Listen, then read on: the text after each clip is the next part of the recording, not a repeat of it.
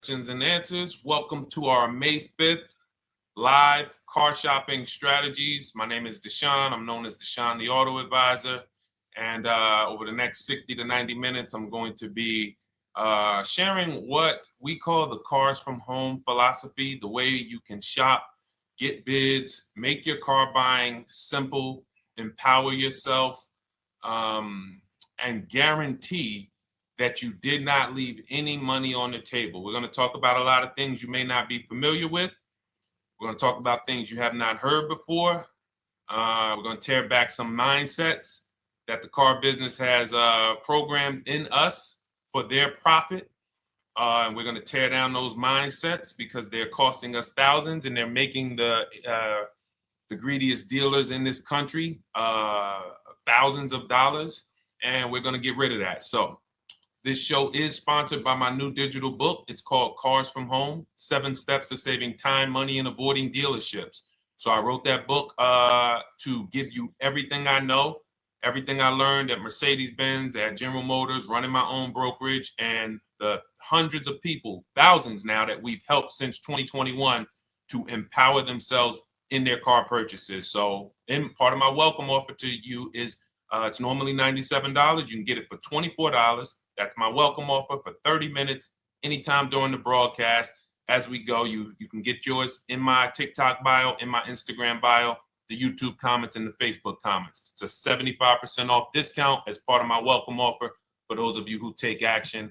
And you'll have everything we teach here for the rest of your life. And you'll be able to move the same way you're going to hear me move and the way a lot of people I'm going to show you guys are moving. So no questions off limits. Feel free to start typing your questions. We are live on Instagram, TikTok. Hang on.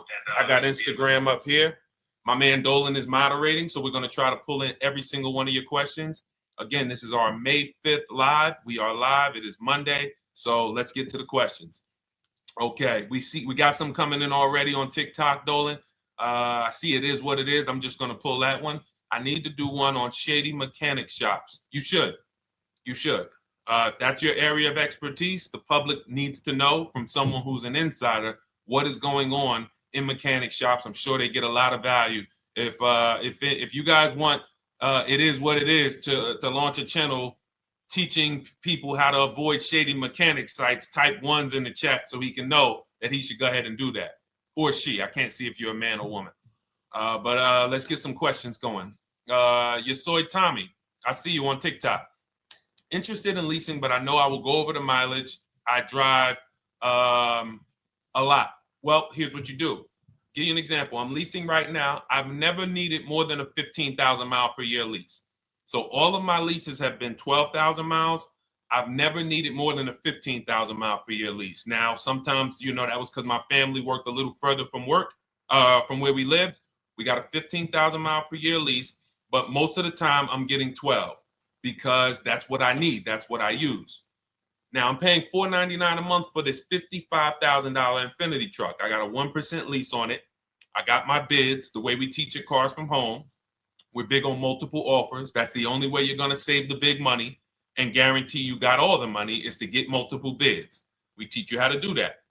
You can do it by phone too. If you want to try to do it by phone, God bless you. We do it through email. We do it through emails and templates, and that's what we do. But I'm paying $499 a month for 12,000 miles. Now, let's just say I needed 15,000 miles. I would have bumped that lease up, and instead of $499, I'd be paying probably $30 more. So call it $530. Now, let's say I'm a high mileage driver at 20,000 miles. That instead of $530, I would probably be paying $620. And there I got my 20,000 miles per year.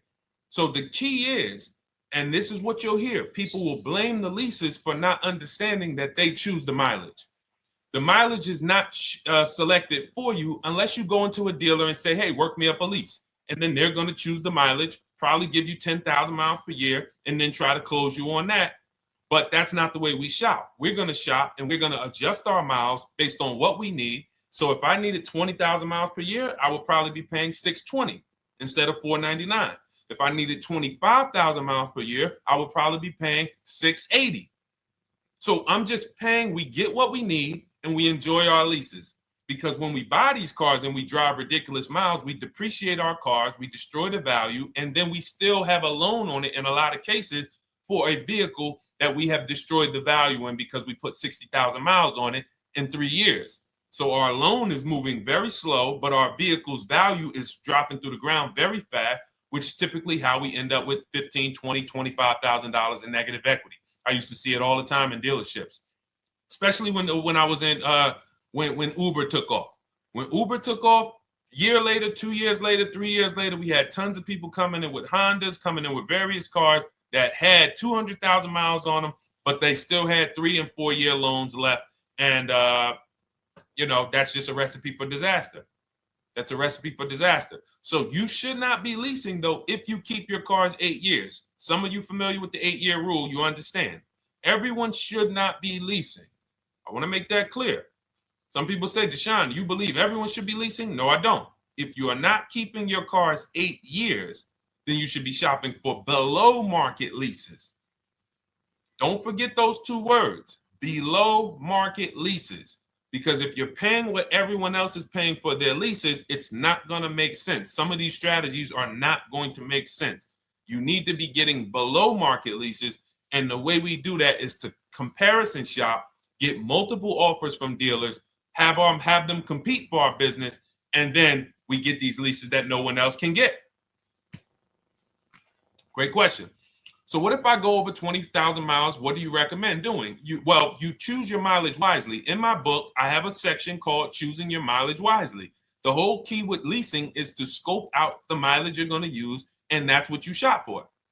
If you know you're going to do 25,000 miles that year, you would do 25,000 miles on your lease. But you don't shop this way. We always shop with 12. A problem with leasing is once again, you go into the dealership, you say, work me up a lease. They're going to work you up what they want. They're going to say, hey, put 5,000 down. Who's had that happen? You go and you look for a lease and they tell you how much money you need to put down. Type me if you've had that happen. And again, welcome to everybody. This is our May 5th live. It's Monday, May 5th. Whether you're watching this today or you're watching this later today, because we will be rerunning this for those who couldn't make the show. Tell your friend they can catch it on our channels. But this is our live show. We're live every single Monday through Thursday at 12 noon. So you'll see people who will go and get blessed transition. You've had this happen. This is what you go in. They work you up a lease. Here, you need 3,000 down. Yeah, you need 3,000 plus your taxes and fees. What do you want to do? So that's them customizing our leases. We never want to do this. We want to customize our lease and run it like this, a template. All your leases you get with, ready? 12,000 miles per year. First month's payment only due at signing. That's it. 12,000 miles per year. First month's payment only due at signing. That is how you shop all of your lease offers, because this allows you to now use the 1% rule, which I didn't create.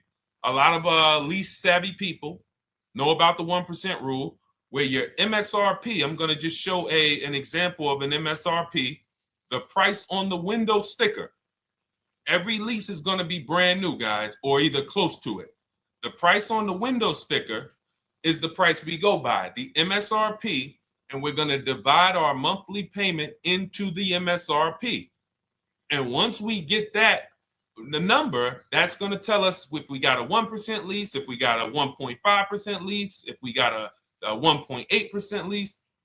And what we did was I created the 1.5% rule to know we were overpaying for leases. You don't have value when you lease something over 1.5%. But let's keep it to the point. The point is you're shopping all your leases, first month's payment due at signing, 12,000 miles per year, and then you're using the 1% to 1.5% rule to gauge the value. Once you find your best offer, that's when you go and you say, can you please adjust the mileage down to 10,000 because that's all I need, or up to 15,000 or 18,000. You shop your offers with 12. You find your best offer concerning what value is, 1%, 1.2%, 1.4%. You lock that up, and then you tell them, show me what the payment will be with 20,000 miles per year or 15,000 miles per year.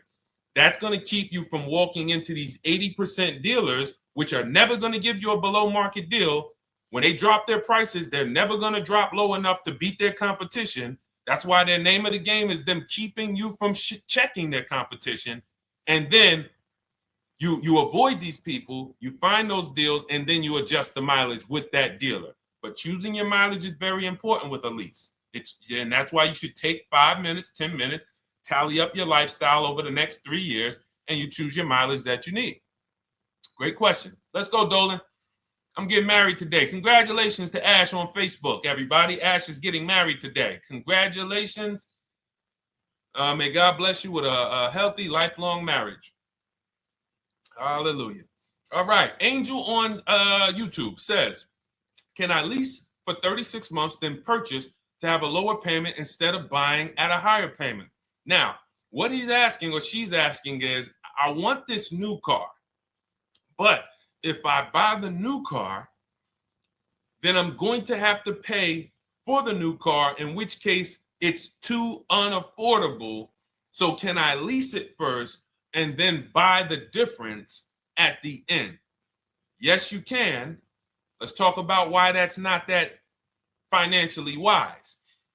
There are signals, guys, that tell us we are looking at vehicles that are too expensive for us. Signals. Would anyone on here take a 50-year mortgage? Anybody? Anybody?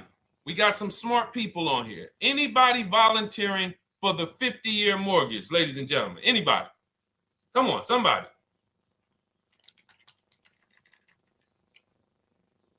No, why not? Why not? Why is everybody saying no to the 50-year mortgage?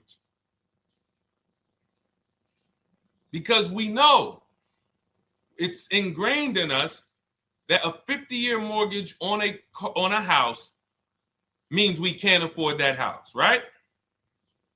Same thing with cars. There's signals. And so when we cannot finance a brand new car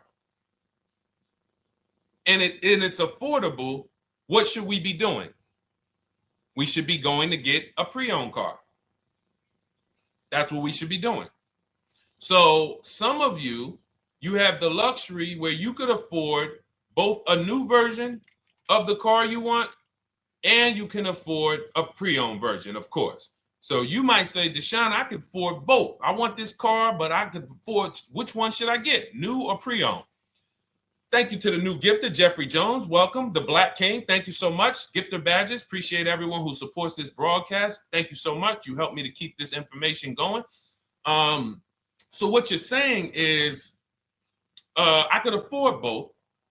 Which one should I get? In that case, it's a matter of your values. Do you want a brand new car? You want to treat yourself? You only get it every 10 years. So it's like, hey, I only get a new car every 10 years. I'm going to treat myself to a brand new one. Curtis Thomas, thank you for sharing. Or you might say, you know what? I want to go to value play. Even though I could afford a new one, I want to knock 20, 30, 40% off the price, and I want to get me a pre-owned version. So that's the people who could afford both. Some of you, you're like Angel, who like, I want this car, but I can't afford it new. In which case you go pre-owned, because you don't want to lease a car 3 years, even if you get a below market lease deal, great lease payment, turn around and buy the difference, because you're typically going to need a 5 or 6 year loan for the difference. Once you get that 5 or 6 year loan, you add that to your 3 years that you leased the car, and you got 8 to 9 years of payments on the exact same car. 8 to 9 years of payments on the same car. This does not make financial sense to pay that long on a car. This is, you can't reach the reward stage where the car is paid off and you're putting money to the side for maintenance and repairs. You know, you got a paid off car, because the goal with purchasing is to get to that long-term ownership where the car is paid off. I don't owe anything on it. You know, I got a couple $100 I put to the side for maintenance and upkeep, but that's all. That car is paid off. I can keep that thing for 15 years. I can pass it down to my son, my daughter. We got an extra car in the family. That is the value of purchasing.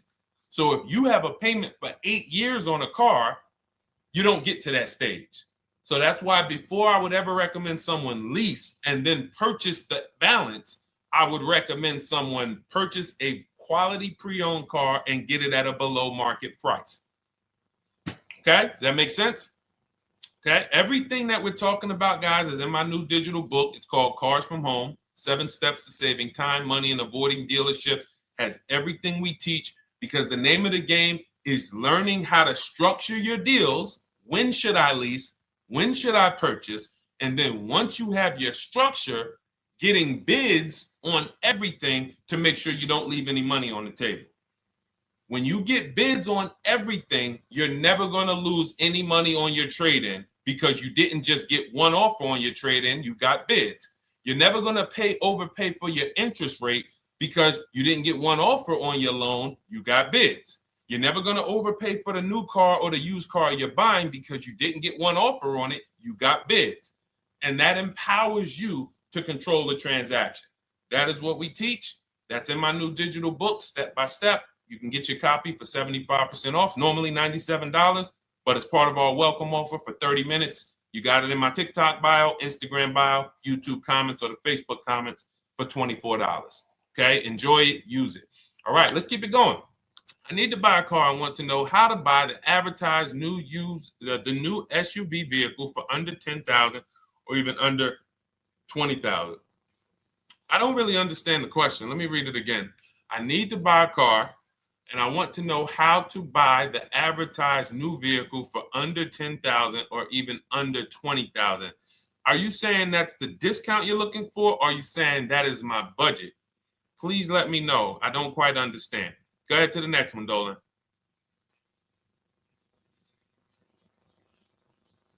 All right. If the Carfax report only has service maintenance, is it okay to purchase? Okay, so all right, this is a great question, guys. This is about used cars. Who's going to be shopping for a used car in the next year? Type the letter U. Type the letter U if you're going to be shopping for a used car in the next year. And for those who just joined, this is our Monday, May 5th, live car shopping strategies. So we are live every Monday through Thursday at 12.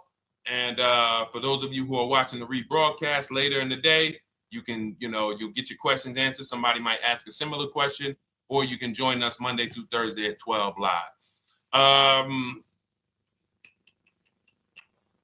Yes, so we got a lot of people who are going to be shopping for a used car. We got Buffy on Instagram, Fran Bar. Who else? A lot of people not buying? Okay. Instagram, the only people buying used cars? Okay, well, let's talk to you guys. Listen, so here's when you're looking at a used car, what you're focused on is first the service record. First the title history. What is the title history? That means, is it a salvage car? Is it a frame damage car? Is it a now, well, let's start first. Where do we find these cars? Let's start there. We're not going to lots. We're not stumbling onto people's lots. That's what they want. We do not want to go through our neighborhoods looking for used cars. Anybody who does not have a used car on a website, they're trying to take advantage of you, because that is unadvertised, that they don't want to be where the competition is. That is not the way we're going to move. And for years, it was like that. You drive past a dealership on the weekend, you see hey, oh, look, they got this nice yellow car, a nice big red car outside, and you just pull right in. That's 2005 stuff. Now, every used car, we need to be able to compare it to the whole market, which means we need to see it on a website, on a marketplace. So we're opening up, this is called my multiple marketplace strategy.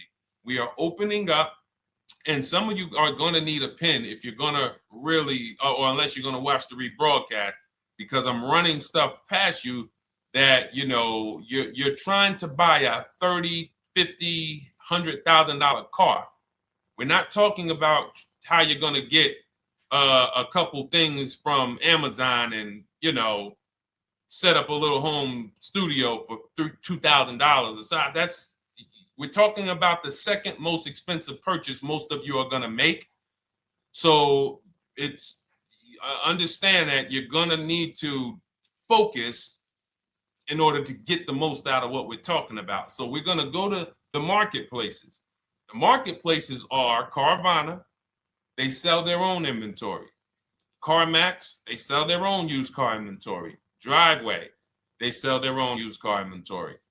We're going to go to now dealerships. AutoNation, they sell other people's, they sell their own. They buy and they relist it on their website. But then you have Car Gurus, you have Carfax, you have Kelly's Blue Book, no, not Kelly's Blue Book. You have Auto Trader, Car Gurus. So we're going to all these marketplaces, we open them right up in one tab. So now what we're doing is we're putting in our criteria, and what we want to do, we want to go 100 miles out. Even if you're not willing to drive 100 miles out, you want to see what the whole market looks like within 100 miles. So now, if you know what you can afford, then you can put in your price criteria. I have a tool that I created. It's called the Perfect Budget Calculator. Some people who have my book, you've used it, where you put in your down payment preferred, you put in your interest rate, you put in any equity from your old car, and it tells you, because what you tend to miss is the fees. That's what you tend to miss. So if you're not using this calculator that we created, you want to add another $2,000 or so, because you got to factor in the fees in that budget. Some of you go out and say, man, I think I could afford $30,000. Then when you find your car, they bump you up to $33,000 because you didn't factor in the taxes and fees. So this calculator does it for you in my book, and everything we use the Perfect Budget Calculator. But if you're not using it, just estimate another, a little higher. Now you put all of that into the marketplaces. Now you're looking for what the inventory is. Now, here's the reason why you must open up all these marketplaces. First reason, they have different cars on them. Carvana and CarMax has different cars than Car Gurus, Cars.com, Auto Trader. There's different cars on them. Another reason we need to open it up is because sometimes you'll see one car here on Car Gurus for $31,000, and then you'll see that on Auto Trader, they marked it down $2,000, it's $29,000. And you're like, wait, why the heck is it lower? This is the same car. Well, it could be because this marketplace got the notification first to lower the price, and maybe this one takes a little longer to see that, oh, maybe that takes 24 hours before their updates take effect. So that's why you want to open up all these marketplaces. Now you're narrowing this down first based on your color choices, what options you want, your models, and now we're starting to narrow this thing down. So we're narrowing it down. Now we start to look at the history of these cars. This is the best way to start narrowing down your used car search. Let's now dive into the history. I need the Carfax. Now, some of these websites will give you a free Carfax. Some of them will try to make you buy a Carfax. Now, I'm going to give you one of the secret strategies that we've been using for years in my book, and I'll tell you it right now. It is how we get free Carfaxes, because when we get to most vehicles, you guys, for those of you who are just meeting me, I worked in Mercedes-Benz for 5 years and General Motors for 5 years, and I ran my own brokerage. I started it in 2016, and I ran that while I worked at the car dealership. So I have a lot of experience and have seen a lot, and that's why I'm able to teach these things. I also love numbers. But one of the things that I know is almost every dealership has a contract with Carfax. So every dealership, we pay Carfax already. So what we're able to do is when we list our inventory on our websites, we're able to list the Carfax with it. We're able to provide that free of charge. But when we pay Auto Trader or Cars.com or Car Gurus, we are not able to actually push our Carfax to that marketplace. But if you come to our website and you find the vehicle on our website, most times you will find the Carfax for free. That is what we have been doing for years. So that now we have the Carfax, because the Carfax is the only way we can see those service records right now, because we've already narrowed it down based on, first thing we're doing is we're looking at title history, frame damage, salvage title, rebuilt title, total loss. That's the type of vehicle. The next thing we're doing to narrow it down, which is where many of you get in trouble, is you're looking at the service records. Skipping service records, buying used cars without seeing service records is disaster. The biggest indicator on if a vehicle was taken care of is what is on those service records. And if you can't see those service records, then I would not buy the car. Somebody say, oh, I'm changing the oil myself. If you don't have proof that you have changed the oil yourself, I cannot see it. I cannot see that you have maintenance this car, and that's a turnoff for me. Because now when you drive that car a year later, 2 years later, things start happening. You have no one to blame but yourself. Now the regret kicks in. Man, I knew I shouldn't have got this. But chances are, if you find a quality vehicle and you see service records on that previous owner's report, that's going to lead to a quality experience. Okay, so that's pretty much how the initial part of our multiple marketplace strategy. As you can see, we have this to a science. Nothing that we're doing is by chance. Nothing we're doing is on a whim. That is it. But let's go to some more questions. And I think the biggest thing I want everyone to understand so far is that we don't wing anything in this process. There's nothing, everything that I'm teaching you is going to be out of our systems. Now, some of you have different learning styles. So let's address this. Again, welcome to our May 5th, Monday, May 5th live. We're live Monday through Thursdays at 12 noon. And we rebroadcast this for those who couldn't make it. You can share this with your family. Tell them, hey, visit Deshone the Auto Advisor's channel. He did a great show earlier. He answered some questions that everyone had. You can watch the broadcast all through the rest of the day. Now, but we're live every week, but we're live right now. So now the biggest, some of your learning style is different. What we teach is we have the ultimate do-it-yourself guide. This book is rated 5 stars. Thank you to everyone who's rated it on Goodreads. Just pull it up right here. For those of you who are actually on Instagram or YouTube, TikTok, you won't be able to see this right now. But the book is rated 5 stars. We appreciate you.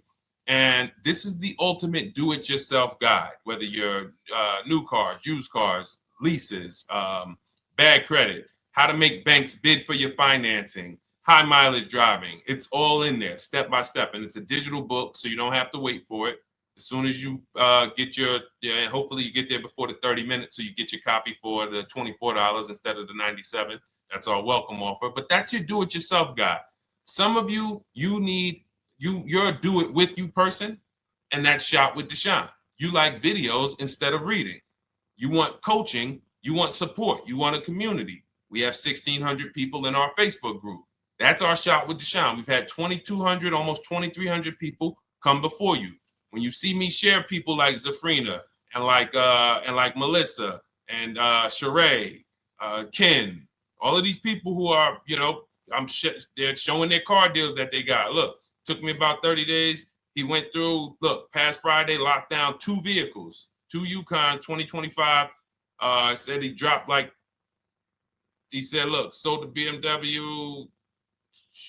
They dropped the price down to 70 grand. So they took off like 5,200 for him. These are all people who are in the Shop with Deshone. Their learning style is they prefer videos. They prefer, coaching with me. But again, it's the same information. So I want to be clear. It's just your learning style. So if you are like Deshone, give me the blueprint and I will run this thing. That you're going to be like the people who send, like Marie. Marie just wanted to let you know she got our book. Using the book, I saved over $13,000 off MSRP. Now, here's where the feelings get hurt. And this is not my intention. But some of you have these same vehicles that you're going to see me sharing that our people get. And when you see what they paid for them and what they're getting off of them, you're going to see, wow, I did not get that. I did not get that type of discount. So all of you who have this 2025 GLC coupe fully loaded, she said they took $13,000 off MSRP. She got her bids from home, got my payment to be hundreds lower per month, maintenance included, no money down. We are masters at no money down deals. You should not be putting money into these cars unless you intend to keep them for 10 years and you got a great price already. You got a huge discount already. You should not be putting money into these cars. I have never done more than $1,500 out of my pocket for any lease. And when my car that I bought, I put money down on that because I bought it to keep it. But everything else, we are shopping with no money down. So you're going to see that a lot. So again, depending on your learning style, you can head to my bios and to the comment sections, open the Cars from Home Toolkit, Shop with Deshone might be right for you. I don't care how you get the information as long as you are saving the money. I don't care. If you could do it with a $24 book, do it with the book. I would rather you say, man, this guy Deshone helped me. I bought his book. I got it on the sale because he did the welcome offer for $24. And man, I done got 4, 5, 6 cars using this thing. And all I paid was $24. Congratulations. I will celebrate that. I wish that for everyone, but that's not everyone's learning style.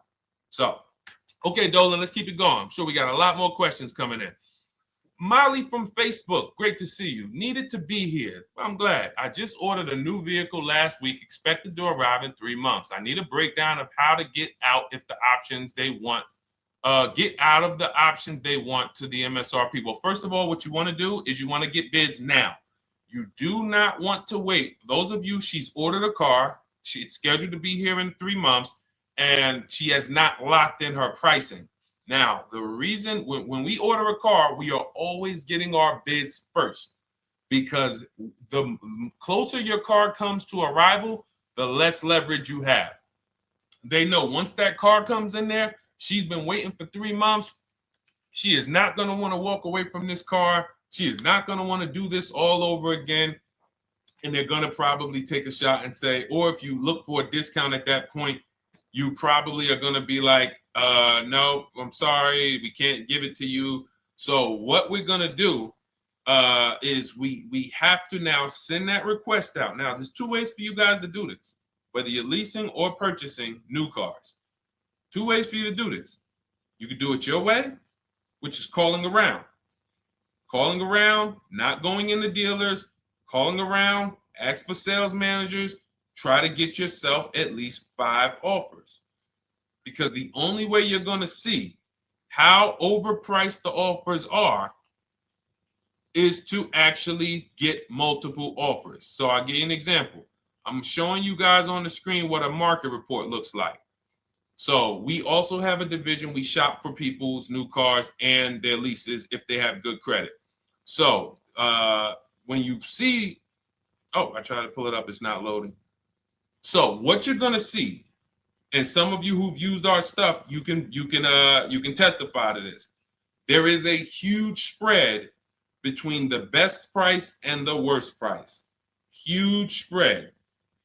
So in order for you to know you actually got the best price, you need to see 4 other offers that are higher. I'm going to say that again. Thank you to all the gifters on TikTok. Thank you, Jeffrey Jones. Appreciate it. You need to see other offers that are higher. So let's go back to my car. This dealer who won the bid for my Infinity truck saved me over $8,000. Now, he said to me when I was making the deal with him, he said he knew that I was not going to find a better offer because he had used a special coupon he had to apply towards the deal. He needed the deal that month, and that's why he won the bid. So he's able to take off $8,000. If I was purchasing, I would have got $8,000 off the price. But I leased it, so my lease payment was $499 a month with $1,270 down total. And $1,270, $499 of that was my first payment. So every other offer that I got, $560, $605, $640, $700, $750. That's how you know you did it right. If you don't have a bunch of the 80%, we call them. This is the 80%. Some of you have heard me say we don't negotiate with dealers with fake fees. It's a losing battle because even when they take off all the fees, they're still super high. I'm going back and forth by email. So if you're using what we teach, you're taking minutes out of your day. You're going back and forth with email. We close deals in 60 to 90 minutes. I'm not inviting anyone to car college.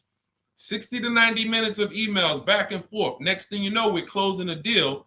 But you're going to see, even after back and forth and telling the dealers through email, you can do it by phone. Hey, I'm shopping other dealers. Please make me your best offer. I have all the templates written. So when you're using our stuff, you don't even have to wonder what you're going to say. You just copy and paste our template. But even after that, you're going to see, wait, these people are still giving me super high prices, even though I told them I'm shopping, even though I told them I'm serious, I could buy the car right now, even though I gave them every single thing I need to give them to get an offer, they're still $150 a month higher than my best offer. That's going to prove to you that they are the 80%. They are not coming down. When they say this is our best deal to their customers walking inside, they're not lying. It is their best deal. It is not the best deal. It is their best deal. Their competition's best deal will blow their best deal away. And the only way you do that is by getting bids. So that's what you need to do, Molly. Take exactly what you're looking for. If you want to call around, call some sales managers and say, hey, listen, this is what I'm looking for. I put in an order, but I'm not dead set on the price yet. Haven't really gotten, I want someone to lock in a price for me. And hopefully you're purchasing, because if you're leasing, it's tough, because once that lease comes in, you do not know what the lease program is going to be.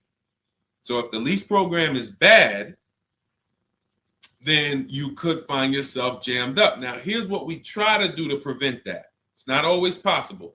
Here's what we try to do. Once you have found the best dealer who's won the bid, now what you're going to do is say, based on this price that you're selling me the car for, can you give me a lease estimate now? So let's say I'm ordering this Infiniti. I shop around, I find a dealer who says, all right, Deshone, I'll place the order. I'll take $6,000 off list price for you if you do the business with me. Perfect. Can you give me a lease quote based on that now? I know this is not the vehicle. My vehicle's coming, but can I get some type of an estimate of what it would be? And then I look at that, and if it's affordable, now I place my order. But I'm not placing an order for a lease blind, not knowing what my payment's going to be when that car gets here. Okay? Does that make sense? I know I may be typing. This is heavy. That's why I told you guys, when you're here with us in car buying, below market car buying strategies, this is like short 60 to 90 minute master classes. This is not lives where I'm showing you how to make macaroni and cheese and turkey and like, okay, yeah, you got your music playing in the background. Hey, listen, all right, what I need? Oh, hand me the Sazon. No, you could do multiple things. This is heavy finance talk for 60 to 90 minutes, and it will change your life.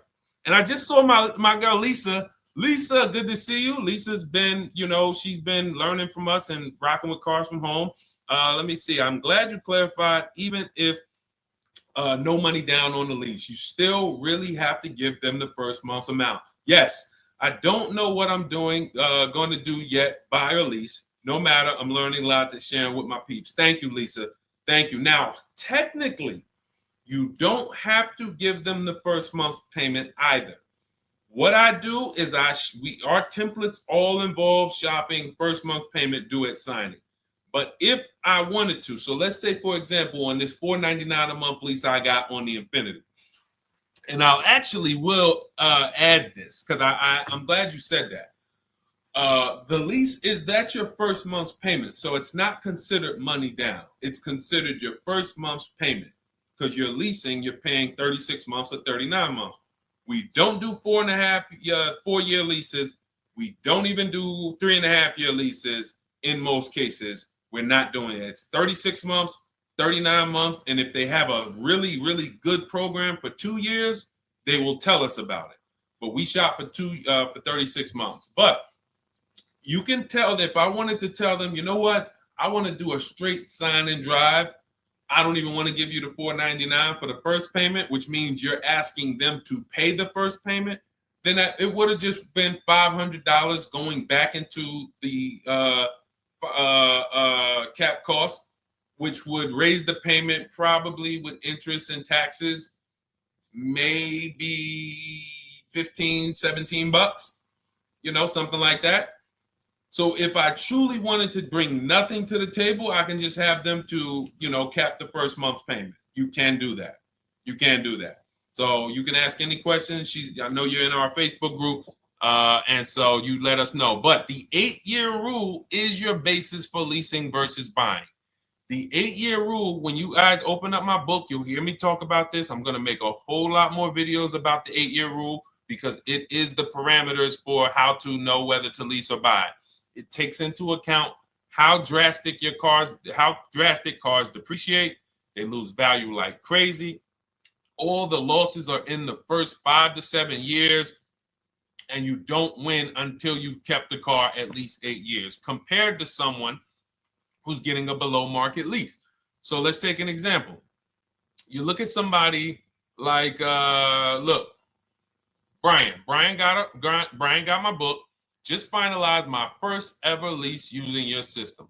2025 HRV Sport all-wheel drive, $30,000, $505 MSRP. So this is a $31,000 vehicle almost, and he got it for $395 a month, which is a 1.2% lease, no money down.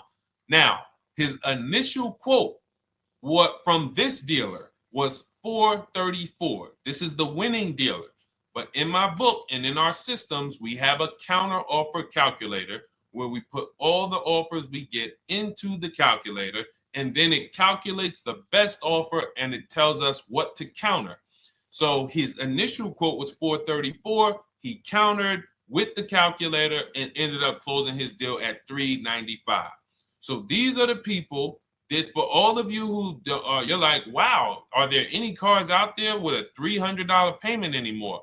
Well, if you're buying a car, you are buying it at a $300 payment. You could only spend, who knows, every $5,000 on a vehicle is about how much per month? Every $5,000. When you're looking at a car, every $5,000 on a 5-year loan, which is what you should be defaulting to, is about how much per month. Thank you, Nikki. Nikki got a #1 gifter badge. And I don't really know what all of that stuff means, but I definitely appreciate it. The Black King, thank you so much. I just know it means you guys support the show. So I appreciate it. So who knows? Every Nucci Graham is and I wanna Nucci Graham will address you next, because as soon as you get your book, on the thank you page it says, "Thank you for your purchase. Click below to open your book." So we'll address that shortly. But okay, thank you, Lisa. Yes, every $5,000, and Nikki, $100. So this keeps you in the safe zone.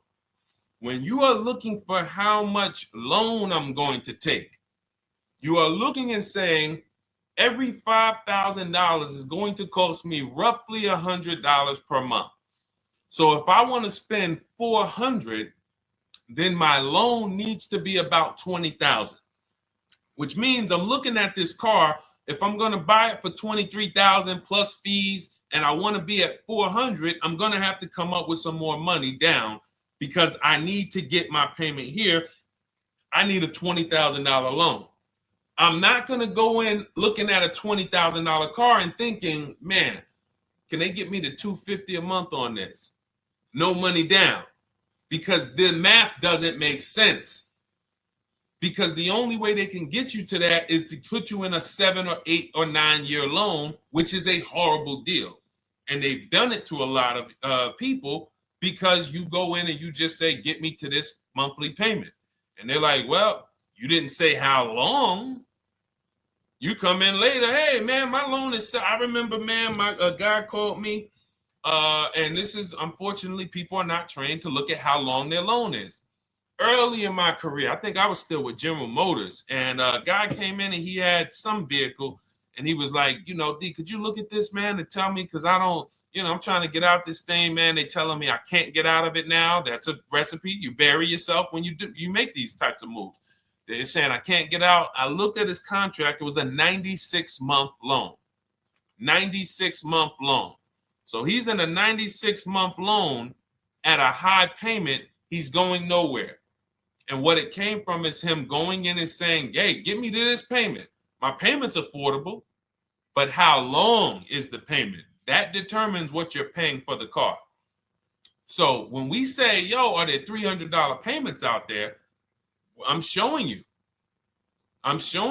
Leasing, there's cars you can drive 30,000 miles, $30,000 cars, beautiful vehicles, payments in the threes when you're shopping and getting bids, and you're finding vehicles with great lease deals. At the same time, on a pre-owned car, that's only going to get you under 20 grand, between 15 and 20 grand.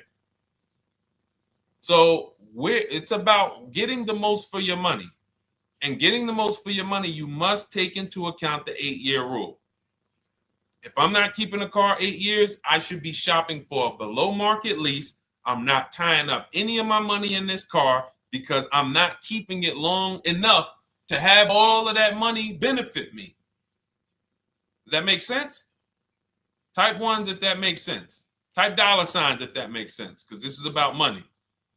If I'm not keeping the car 8 years, then all the money I'm going to tie up in the car to pay for it, to pay off the loan, to do the maintenance, to change the tires, to change the brakes, to change the oil, to change the brake fluid, the transmission, all of the money I'm putting in that car, just normal maintenance. I didn't say anything broke. Normal maintenance over 7 years. I'm not going to keep the car long enough to have that make sense. Whereas had I leased, I'm just below market leases. I'm just literally paying cents on the dollar, changing my oil. Most of the times I'm out the car before I need brakes, unless some of you are driving 15,000 mile a year leases, and then sometimes you will replace the brake, but it still does not compare to the cost of purchasing. And, you know, throughout the show, I'm going to show a lot more lease deals and a lot more discounts. But the reason why I show you guys the lease deals is because the money doesn't lie. Unless you're just hell bent on paying more, the money does not lie. You can't compare when I was, you know, I'm driving $40,000 cars. My payments have a 3 in front of them. And my friends are driving $20,000 cars and their payments have a 3 in front of them. And those cars are used, need maintenance, you know, warranties done ran out after 4 years. I'm over here driving brand new cars, problem free, and they're paying the same amount or more than me, and they're driving inferior products. And then once they really get tired of the car, they go ahead and they trade it in and they start the process all over again. It's just it's bad financial advice that the car business never trained on, and they just love for people to be ignorant. But we're not going to be ignorant here. All right, Dolan, let's keep it going. By the way, all of you who just joined, this is our Monday, May 5th live. We are live every Monday through Thursday at noon. So for those of you who may be watching the rebroadcast, we rebroadcast the show all through the day. So for those who missed the show, you can either, you know, or some of you want to tell your friends, oh, hey, you're shopping for a car, go watch this show. And we'll rebroadcast this show all through the day. And we rebroadcast all the episodes through the weekend. So for those of you who didn't have time, you're like, man, I want to catch up on all the shows, all the questions that were asked. We'll rebroadcast those through the weekend. But we are live every Monday through Thursday between 12 and usually 1:30. You can have your friends and family tap in. You can bring your questions, and we try to get to as many as we can. All right, Dolan, let's keep it moving. Let's get to some more. What are the companies for loans? Well, there's a lot of them. First thing you want to do is, so we teach something called the bank bidding war. This is a question, because here's my question to you guys. Where do you get your car loans from? Here's my question to you. And I'm going to tell you how we should change the answer, because I know what some of your answers are going to be. Where do you get your car loan from? Some of you are going to say my bank. Some of you are going to say the credit union. Some of you are going to say the dealership. But all of those are not the answers we want to go with anymore. Here's the answer. You got it, Nikki. I love Nikki. Whoever gives me the best rate. That is going to be the answer moving forward. If you're using what we're teaching, that's your answer. Whoever gives me the best rate. What, in other words, whoever wins the bid. So what we're doing is we are not just going to our credit union and having them run our credit, give us a rate, and now we going out and we're shopping with a check in hand and we're shopping with our back against the wall because the bank says, well, hey, you know, your pre-approval expires May 17th, so you hurry up and find a car or you're going to have to come back and run your credit again. Now we're over here and our bank is putting our back against the wall. That's ridiculous. So what we do is we use what you should do is you should look at the average interest rate. If you have average credit, look at the average interest rate, and then you use that to budget. Again, I have a calculator that we invented. It's a proprietary calculator. You can't find it on Google. It's in my book. It's in our course, Shop with Deshone, in our checklist, our video checklist. This is stuff that, again, we don't, if you notice stuff that I teach, it's not anywhere. Deshone, why can't I find an 8-year rule on YouTube? It's because it's Cars from Home. We created it. I can't find the 1.5% rule. No one else teaches that because it's our intellectual property. We created it. I don't mind people saying it, but they need to understand we didn't find this stuff. We created the stuff. So calculators, we invented them. So this calculator you take this interest rate, but even if you want to use a standard payment estimator calculator, you can take just what I said. Remember, add a little bit more for the fees, because that's what you're not taking into account. The fees, the taxes, and that's where we get in trouble. My calculator, our perfect budget calculator, does that for you. So now you want to look at the average interest rate. Type in average rates for cars. Use that for your budget, just so you can know about how much car I can go and get. So between what I told you about the 5,000 being $100 a month, and that last part about, adding a little bit more and using the average interest rate, you should have a good gauge on a range of car to go and shop for. Now, once you now shop your market, whether you're shopping new or whether you're shopping pre-owned, once you find no one's touched your credit till now. No one has touched your credit with a hard pull, especially not. We do not, in order for this to work, like what Nikki is saying, where you're only giving your business to the bank or credit union that gives you the lowest APR. In order for this to work and for you to be able to shop freely, no pressure, you need to make sure you don't let anyone run your credit with a hard pull before you find your best deal on a car. Soft credit pulls, estimates of budgeting, the way I just said. Now, you go out, you find your car, whether it takes you a week or a month or 3 months. Bang, I found my car now. You lock the car up, put it under contract, you leave your deposit. You never, ever. How soon when you get a car does the dealership want you to take it? I like asking questions like this because we can prove how predictable most of the car business is. How soon after you purchase a car does the dealership want you to take it? Thank you, Janae. Immediately. Now, the reason for that is, there's various reasons. There's various reasons. Right then and there, Molly, yes. But what I want you guys to focus on is what you lose by taking it right then and there. You lose the ability to shop the interest rates. And shopping the interest rates is very important because you'll always wonder, could I have gotten a better rate? So what you do is you lock the car up, you let them know, hey, I'm going to go home, just give me my, let me get my paperwork so I know exactly how much I need to tell my bank. And here's the key, if you guys can beat what my bank or credit union gets says, then I'll give you the loan. See, some people think that I teach don't let the dealerships compete. I never teach that. What I teach is don't let the dealerships be your first offer ever. They are always your last offer, and they're competing against other offers that you got.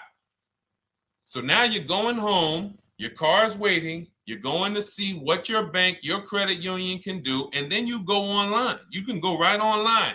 Auto loans online, auto financing online.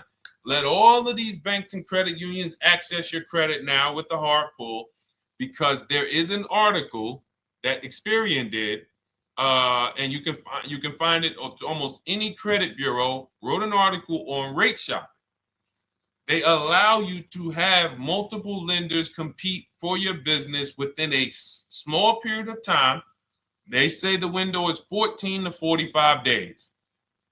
So if the window is 14 to 45 days, how quick do y'all think I want you to do it? If the window says, because that's a big window, as long as you shop within that window, at the end, those multiple inquiries will have the same weight on your score as one inquiry, because it looks as if you were shopping and you were doing your due diligence. Thank you, Greg, Sheila, with these gifter badges. I don't know. It's like a nice. I appreciate it, Glendale. Thank you. So with these, when these banks are competing, what you're trying to do is say, everyone here on my end, we call this the bank bidding war. This is round two. Round two is you are bringing your car home. I'm sorry, you are at home. You're going online. You're calling your bank. You're calling your credit union. If you have one, you're going online. This will take you literally one day, not even. This maybe take you an hour. Because if they say that the window to shop is between 14 and 45 days, I want you to do it in 24 hours. We want all the competition in 24 hours. Because that guarantees we are way within the window. They're going to look and see, wow, this person bought a car. They had multiple lenders competing in a small period of time. They're not out here just letting people run their credit over, every week. Some new banks running their credit. So now you call the dealership afterwards. You say, hey, the best offer I got was from such and such credit union or such and such bank. If you guys can beat it, I'll give you the business. You allow the dealer to now shop you to their banks. In which case, they're going to call you and say, hey, good news, we got you a better rate. Or, hey, good news, we couldn't beat the rate, but we can match it. In which case, they save you the time, they save you the paperwork. Or they're going to say, hey, listen, that's a great rate you got. We can't beat that. None of my banks can beat it. And in which case, we guarantee all around we got the best rate, which is the goal we're looking for. As Nikki said, I'm only giving my business to who gave me the best rate. That is the bank bidding war. So when you get your digital book, Cars from Home, you'll get that in writing. We also have it in our Shop with Deshone video checklist for those of you who are more do-it-with-me types. Again, we're all about your learning style. And some of you just like, Deshone, I see you. Can you shop for us? What are these? I'm seeing a lot of you guys shop for people, new cars, new cars, leases only. And you have to have good credit. Your FICO scores need to be over 670, all of them. But if you don't, again, same result. We've been helping people get these results since 2021. And again, I am all about speed. These are short videos. The book is boom, action steps, action, action, action, action. I'm not trying to teach you everything about cars. I'm trying to walk you through a path, a 7-step path to get to the result you want all the time. Okay, I'm not taking you to car college. You're not going into the car business. You just need to know how to get the best deal. And that's what it's about, step by step. Okay, but for those of you who are just coming on, this whole show is sponsored by my new digital book. It's called Cars from Home, 7 Steps to Saving Time, Money, and Avoiding Dealerships. It's a digital book. Everything we teach about new cars, used cars, leases, below market financing, high mileage driving tips, bad credit tips for those of you who have your credit is not going to qualify you for everything else we're talking about. You need specific strategy. We have that specifically for people with bad credit inside my book and inside Shop with Deshone. So that's why I never believe in one size fits all car buying advice, because all of you are in different situations. So how does somebody look saying, you all should do this? We're all in a different situation. I have a trade-in, he doesn't. He has a lease that's coming due, he doesn't. Oh, he has a lease that's coming due, he has equity in it, we need to help him get that equity out. He has a lease, it has an equity, but it has a third-party restriction. We can't talk to people the same. That's why everything we do is custom and letting you know, no matter what your situation is, it's very common to us. Very, very common. So, all right, let's keep it going. We got some more time, Dolan. Pull them up. More questions. All right, yeah, I see we got a couple more coming in on TikTok. How do I get the book?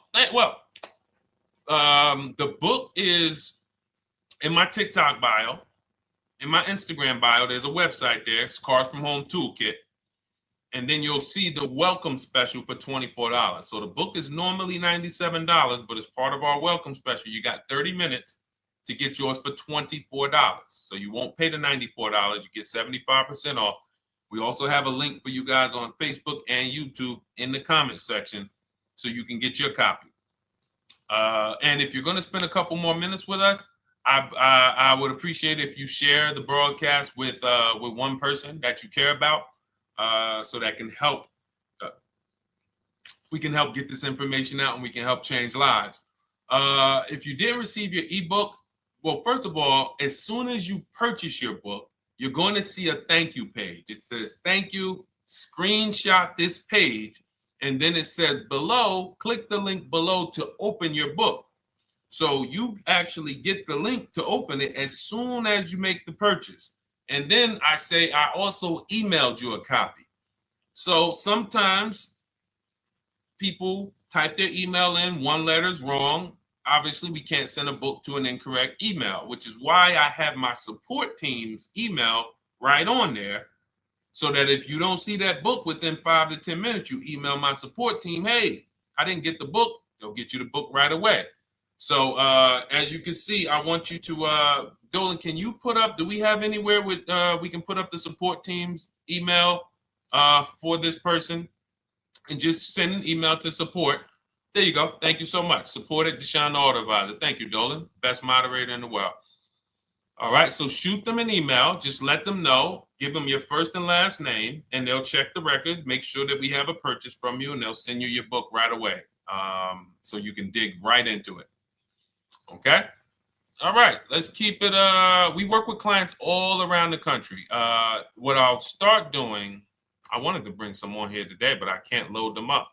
The system is showing an error. So I got a lot of people. I always bring tests. I always like to show results. So, you know, I'm a results person. So you'll see a lot of people that I share. Brian, who has our book, and, you know, his lease, Marie with her $13,000 off. All of these people made deals from home. They were not in a dealership negotiating this. You got, look, Frank, I bought your book, used your system, and just closed my deal and have positive results to report. I love when y'all email me, by the way. Like, please continue to do this. A caveat is I wanted a just released 2026 Genesis G70 Advanced, and there are no incentives. I could have gotten incentives on the 2025. However, I wanted the 2026, and I was willing to pay. So even with high demand cars, even with cars that are rare, this is the situation. I reached out to 20 dealers and I received 9 offers for 36 months, 12,000 miles on a $58,000 MSRP. The initial offers range from $1049 to $901 with everything in between. I counter offered using the calculator that we have and closed the deal at $815 on a $58,000 MSRP. That's a 1.4% deal.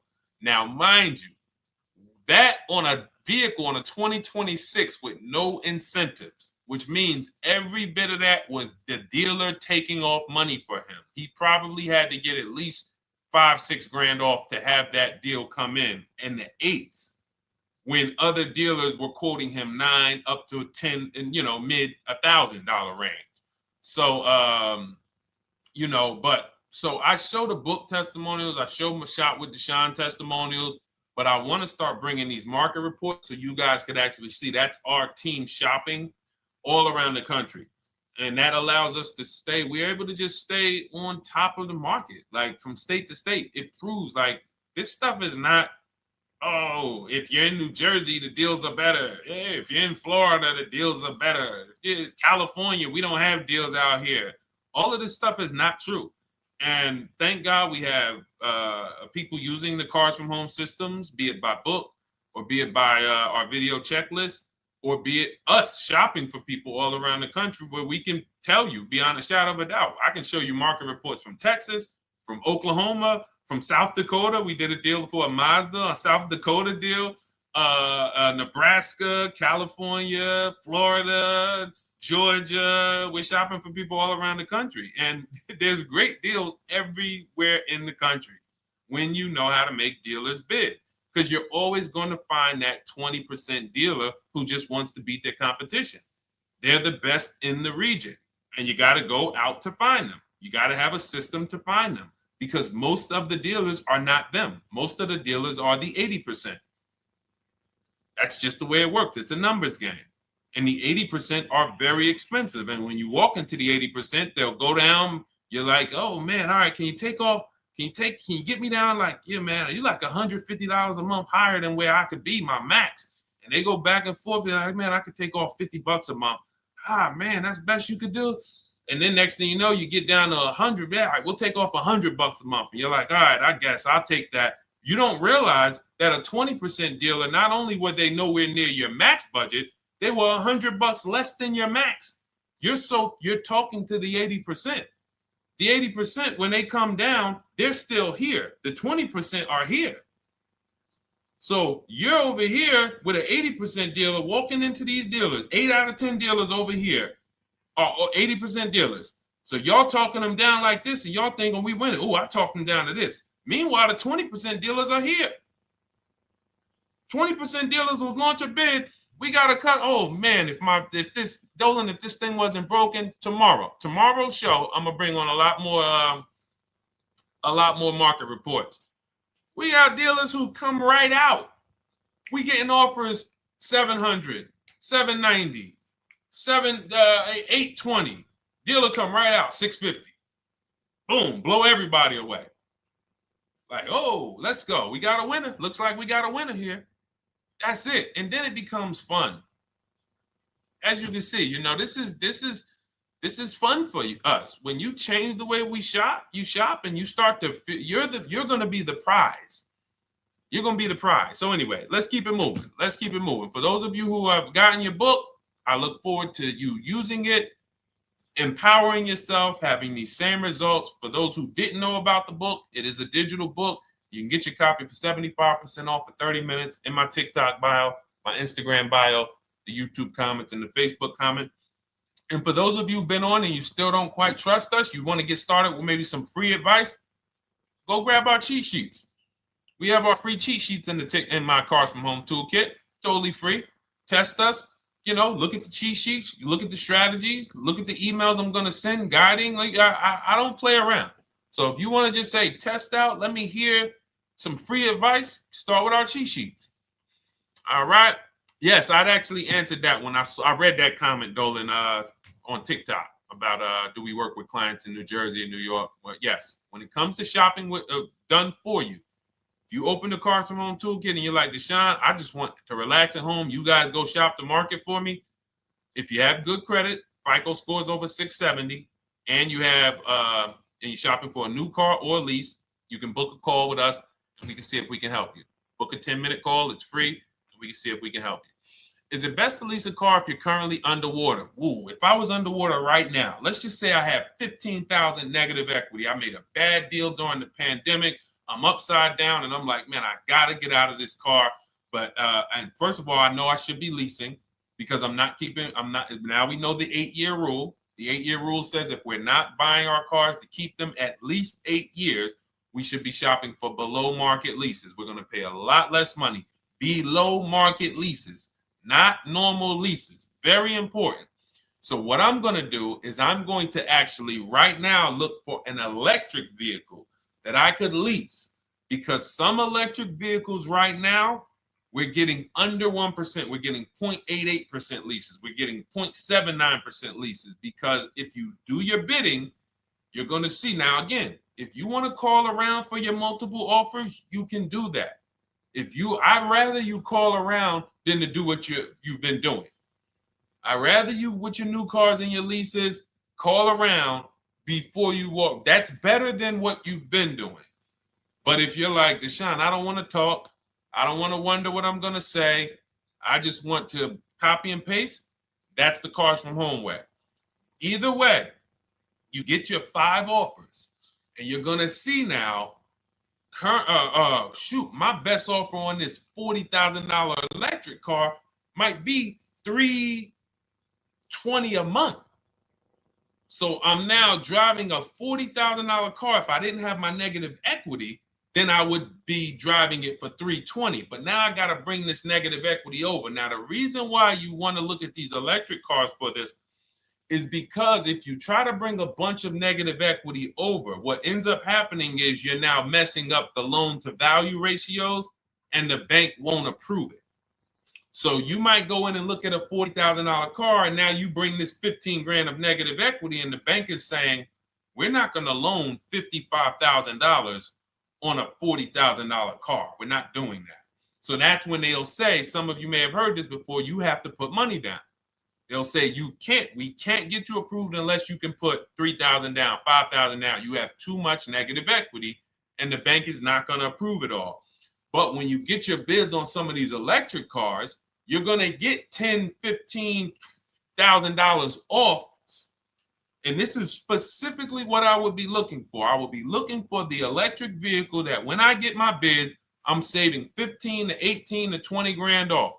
And if you guys don't think that's possible, you haven't been here for long. You know, this is Milligan. She bought her Mercedes EQE last year. She literally, MSRP of her car was $79,245. She got almost $30,000 off the vehicle. Almost $30,000 off the vehicle. $51,359 is her price. $79,000 vehicle. She got it after rebates, after discounts, after everything. $51,359. So you take a vehicle that you can get a huge amount of money off, then you bring your negative equity over. So now that payment goes from $320. Yes, it might go up to $575 or $600 even. But I know I'm in a nice car now. I'm in a brand new car, and after 3 years, I'm done with that negative equity. So that's what I would be doing. And if God forbid the car gets totaled while you're driving, you're out of the negative equity in a lease. So if I rolled that negative equity, 15 grand over to this car, now I'm driving it. Boom. All right, I got this electric car. I'm out of the negative equity. I got a good value. I'm in a $40,000 car. My payment is affordable. Now I'm driving. Oh, shoot, car gets totaled. I'm out. I can go get me another car now. I can go and get the same exact car, but I can get it for $320 now. So, you know, that actually is the reason why people commit insurance fraud and total their cars or get them stolen intentionally. But no, that's just something to keep in mind. Something to keep in mind. Because most of you, when you start leasing, you're going to see that was my reason for negative equity. That was my reason I kept having negative equity, is because I wasn't leasing. And that was the reason I was paying more money for cars than I should have, because I wasn't leasing. And again, the key is getting below market leases. You walk into a dealership and say, work me up a lease, you're not going to have these payments that, you know, we're talking about here. It has to be below market leases. That comes through multiple offers. Only way. All right, let's keep it going. A lot more questions. No gap then.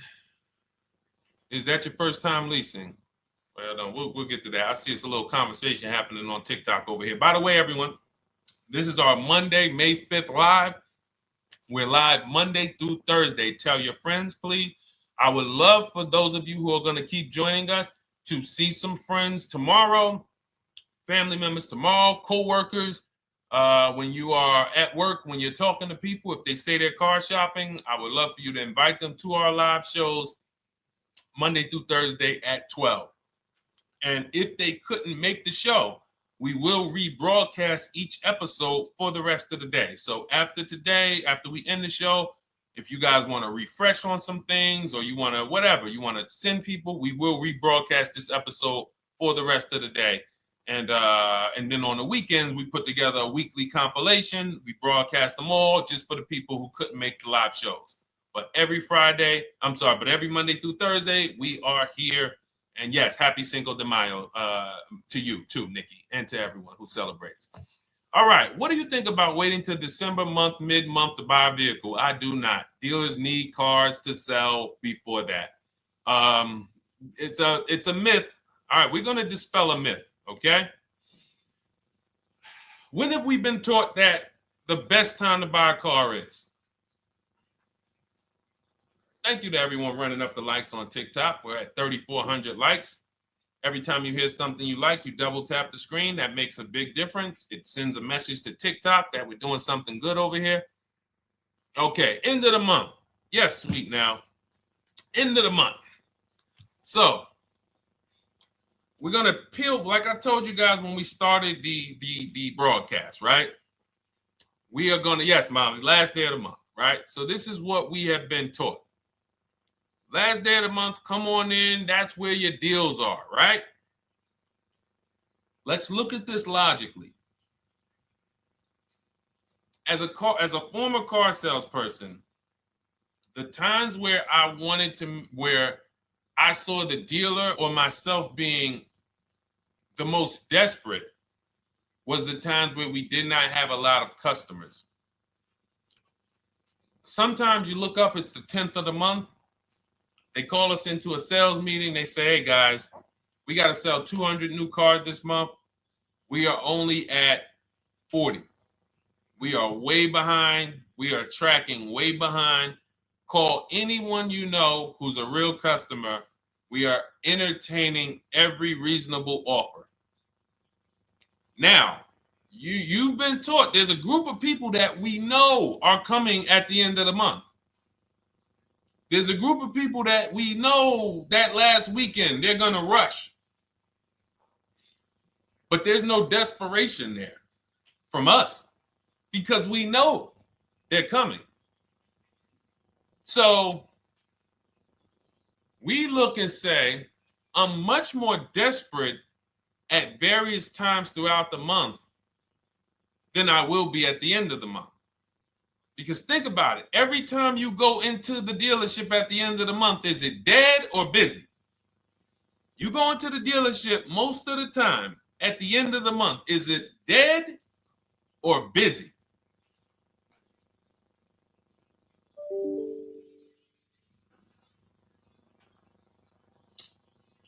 Thank you. It's a zoo. It's a zoo. Customers everywhere. That means all the car salesmen are not worried about making a deal. In fact, they're looking at you and saying, hey, Molly, thank you. Listen, I know you, look, I know the payment's $780 a month. I know you said you wanted to be at $499, but, we've been going back and forth. Can you work your way up, get closer to the $780? Because they know now we can take a shot. Because we have some other customers behind you, Molly. Did you see the people walking out? These people just walked out. They're mad. We don't have enough salesmen here. We got people waiting 40 minutes to speak with somebody. Do you think you're getting the best deal when that's the energy? Yes or no? Let's just be honest here. See, you might forget some of the lessons that we teach if you don't have our books and if you're not in our video checklist and coaching. You might forget some of the lessons, but hopefully you won't forget the stories. So you walk in the dealership at the end of the month, the place is a zoo. It's people everywhere. They're ringing bells. They got the big clown, donuts around. Hey, you want a donut? Do we think there's desperation? Thank you, Sheila. Thank you, Molly. There's no desperation here. And they don't magically wait till the end of every month to hit their numbers. Some dealers hit their numbers at the 25th of the month. Numbers are hit. We still got people coming in end of the month. So What we want to do to answer the question is we want to be positioned. What I like you to do, for those of you who are in an emergency situation, you need a car in a week, in 2 weeks, that's fine. Everything we teach can guide you. We've had people who got their cars in 3 days. Like that's not something that is let's see. This is my second go around, much easier, more relaxing experience. Calculator definitely helps. Turned in my CRV, got a 2022 Marcus, some dealers wouldn't do. Somebody, I wanted to read you somebody who got their car in like 3 days, 5 days. That's normal. Again, like I said, we're not taking you to car college here. Like you know, our step-by-step programs can get you to your cars in less than a week, 90 minutes. But you don't want all your car shopping to be emergencies, because here's where you want to be. You want to be able to say no for up to 3 months. Reason is, there's a group of people that walk into the dealerships. They're there right now. They're desperate. They're giving off desperate energy. They can't say no. They back themselves into a corner for whatever reason. If their leases are up, maybe they don't know you can get an extension. If your lease is up this month, you can call. You can get yourself an extension for 1 month. Some leases will be extended up to 3 months, up to 6 months. Those of you who have cars and you're like, Deshone, I'm shopping for a new car, but I don't need it.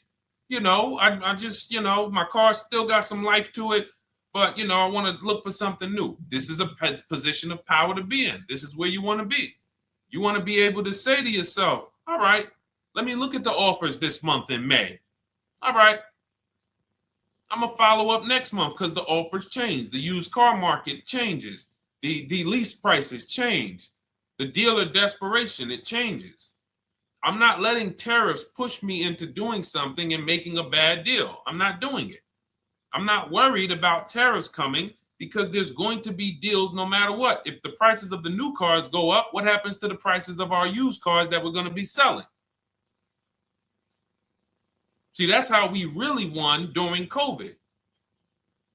Some people who've been with me since 2021, that's how we were winning. My man John Shaw, he was one of the first people. David Isaacs came in, got his BMW. Yes, the lease prices were slightly higher back then. We were still getting under 1.5. We were still getting 1.4. John got a 1.2 on a Jeep Wrangler, but we were selling our old cars for 8, 10, 12 grand more than they would be worth today. So even if the new car market goes up, we know how to maximize the prices of the cars we're getting rid of, and we're going to offset it. So we want to position ourselves to be able to say no. That is the strength. That's the leverage where we can say, you know what? All right, I'm going to follow up next month. Now we're telling the dealers right up front, hey, call me. I'm good between now and June 18th. I'm good between now and July 20th. So now what those dealers say is, okay, this is a serious customer.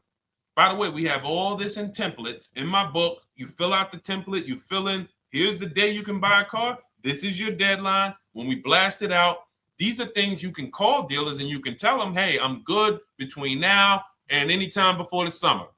Call me if you get a black one with the red seats and this package in it. If you want to call around, you want to do it that way, you could do that. But what you're letting them know is, call me when you want to make a deal. I can make a deal today. Let me see the numbers today. Great. All right. If sometimes you'll see that a car is a little bit out of the range we want it to be in, you might say, man, I'm looking for it to be around, 505. This thing's coming in about 550. Okay, maybe I'll check next month, see if the program gets better. You might say, all right, dealers are saying to some of you shopping for cars that maybe every dealer is not going to have it. When you reach out to the dealers, only 5, 6 dealers have it. But they say, hey, I got something coming in May. I got something coming end of May, June. Is that good for you? See, they're desperate customers. They can't say yes to that because they back themselves into a corner. But you guys now operating with a 90-day shopping cycle. If a deal comes today, I'm jumping on it. But if you got something coming next month, I'm jumping on that. Call me when you're desperate. Call me when y'all have that meeting. Hey guys, we're way behind. Listen, we need a deal. I'll take any deal right now. Hey, is that person that Sheila McCauley, you know, that last month, her number, we couldn't make that deal last month. Did she get a call yet? Hey Sheila, did you get a call yet? No, I'm still waiting. Okay, great. We can get to your number now. Perfect. Thank you. Positioned. So we want you to be positioned when you use what we teach, whether it's the Cars from Home digital book, whether it's the Shop with Deshone. For those of you who are like, Deshone, let's do this together. I want the checklist videos. I want coaching. I want to be able to pop into the Facebook group, ask around. We can't give you that for $24. No author can give you the support. I got tons of books.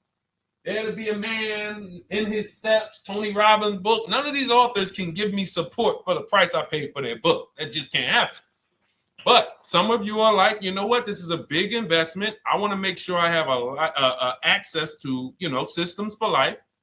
That's the Shop with Deshone done for you video checklist. And then you got coaching direct with me in our Zoom calls every first and third Wednesday. Twice a month we do. And then we got our private Facebook group with 1,600 people. And then some of them are sharp as me. I'm telling you, let's look at, you know, y'all know I brag about Rosalie. If you like Rosalie, if girl got 4 cars in within a year, you know. Her first car was the Infinity. She got her Infinity truck. And I was sharing her a lot last year when she got her Infinity QX60, but she recently shared that she got 3 vehicles. And hold on, where is she at? I just had her up. So this is the people that's in the group. Like, look, 3 vehicles. Big shout out to Deshone the Auto Advisor for making these incredible deals happen. 3 new leases for my sons with only first month's payment down. She got a Nissan Rogue, almost $37,000 vehicle, $399 a month, no money down.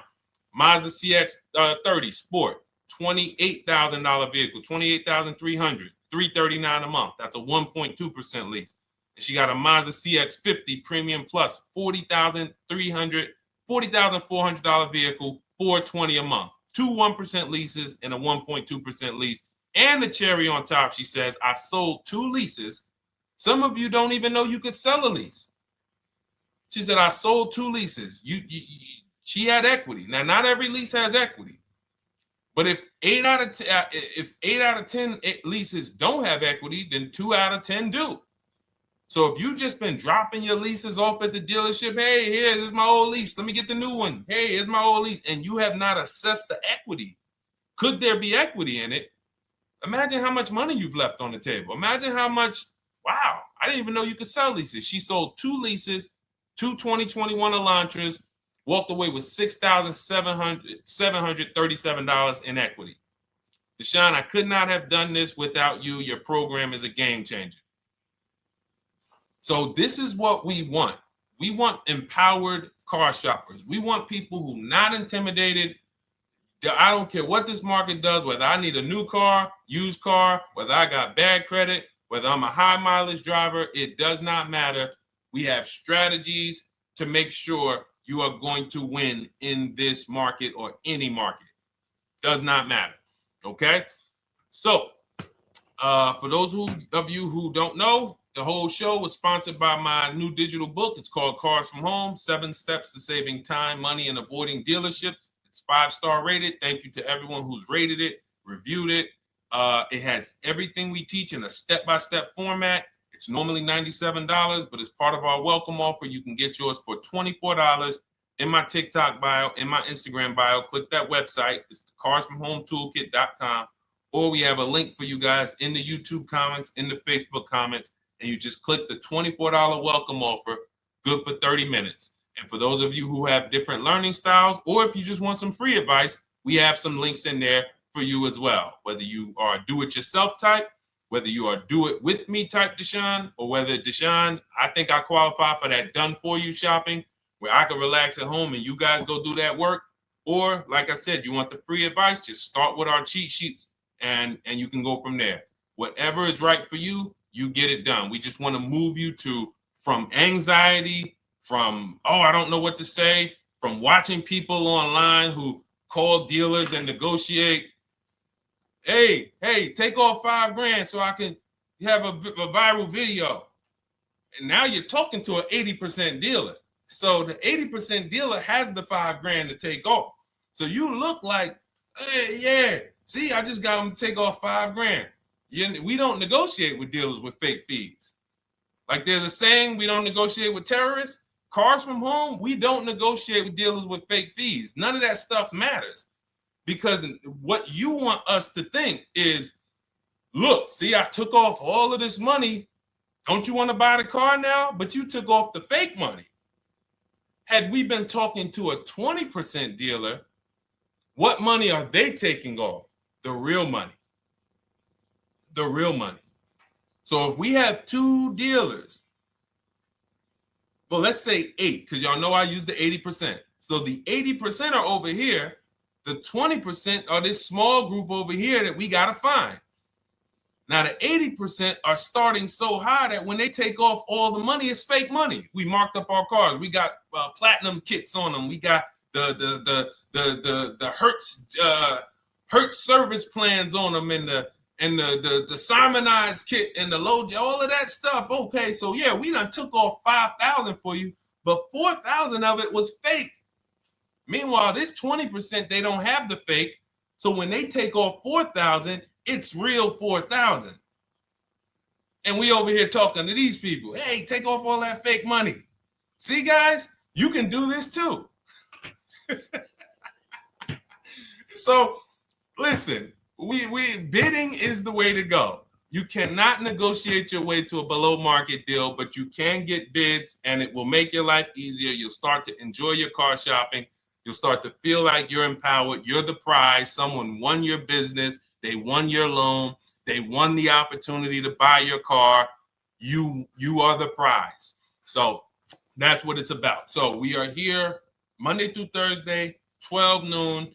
Make sure you meet us live or tell your friends and family who are shopping, hey, hop on this show. We're live on TikTok, Instagram, Facebook, and YouTube. But we will broadcast the show for the rest of the day. So those who want to catch up on some things that you may have missed, or if you just jumped on and you're like, whoa, man, I missed a lot. We'll rebroadcast this show for the rest of the day. But tomorrow we'll be back, which will be Tuesday, May 6th, 12 noon. Meet us here live. Thank you so much. Welcome to the new followers. Thank you to everyone who gave me gifts. Thank you to everyone who bought a book. Thank you for those of you who are in Shop with Deshone. I look forward to your success stories. Always a pleasure.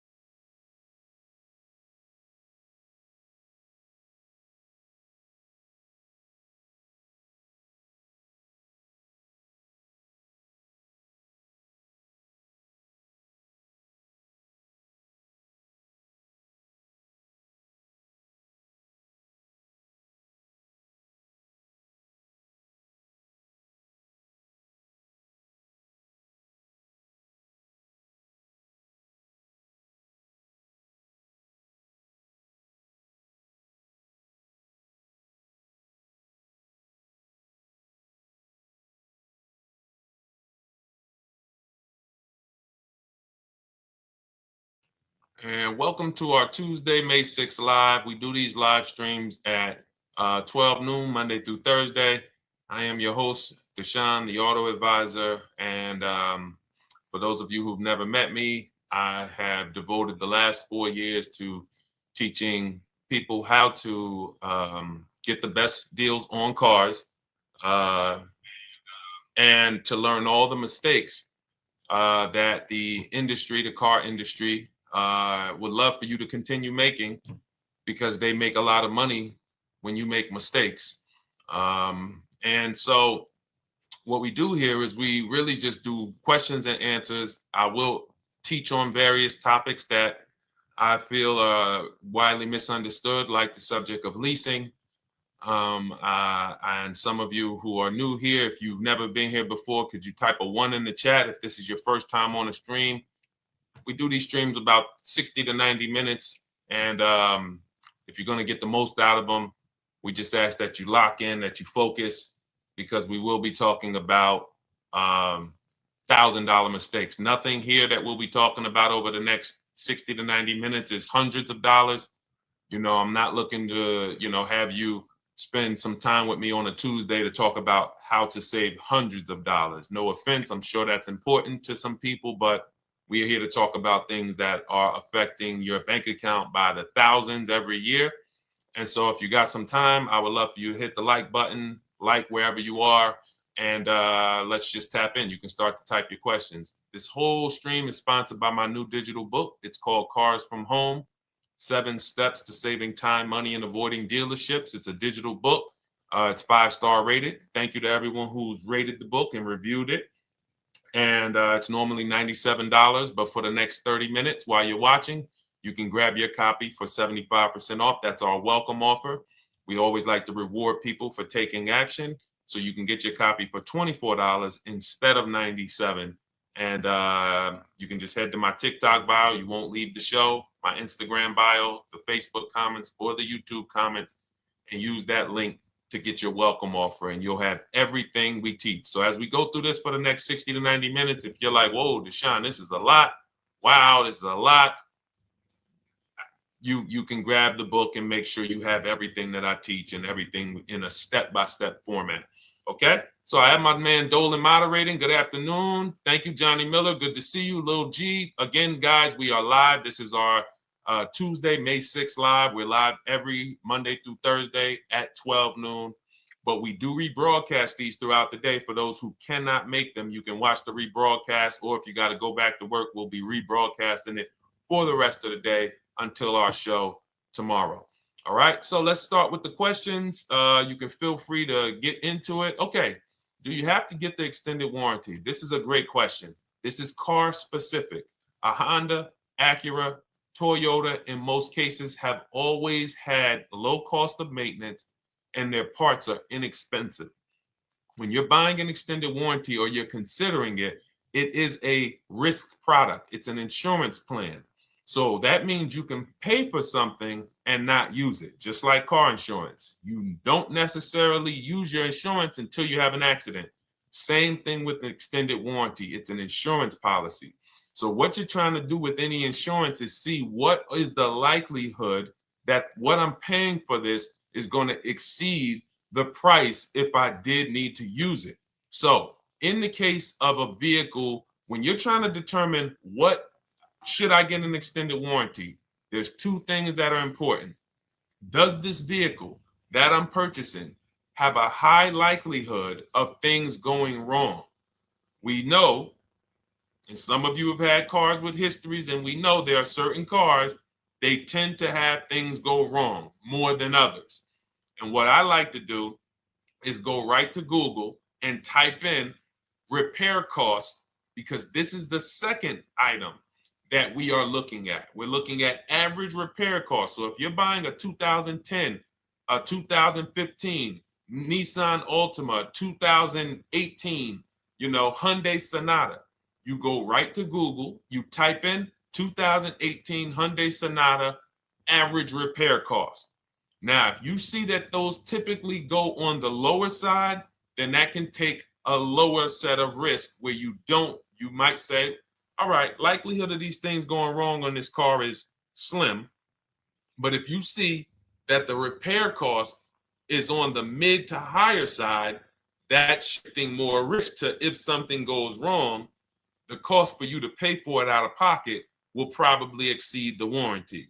So when I work for Mercedes-Benz, who's new here? Type a 1 in the chat if this is your first time on a stream with us. First time you've ever been here, type a 1 in the chat. First time. What's up, William? What's up, DJ Ant Nice? Good to see you. Maggie, good to see you. Enrique, good to see you. Miko, good to see you. Tetra Washington, good to see you. Jan, good to see you. Claire Clairvoyant, good name. First time, if this is your first time, just type ones in the chat so I know. I don't want to assume anyone knows who the heck I am and what my experience is. Daniel Thompson on Facebook, great to see you. So I worked for Mercedes-Benz for 5 years, General Motors for 5 years, and I ran my own brokerage, my new car brokerage, called Cars from Home. I started it in 2016. Now, when I worked for Mercedes, when people were purchasing a Mercedes, what I would tell them is buy as much warranty as you can afford. Buy as much warranty as you can afford, because I knew that when something breaks on a Mercedes, nothing's under $1,000, and typically it's $2,000-$3,000. So a $4,000 warranty on a Mercedes Benz is usually worth every dime.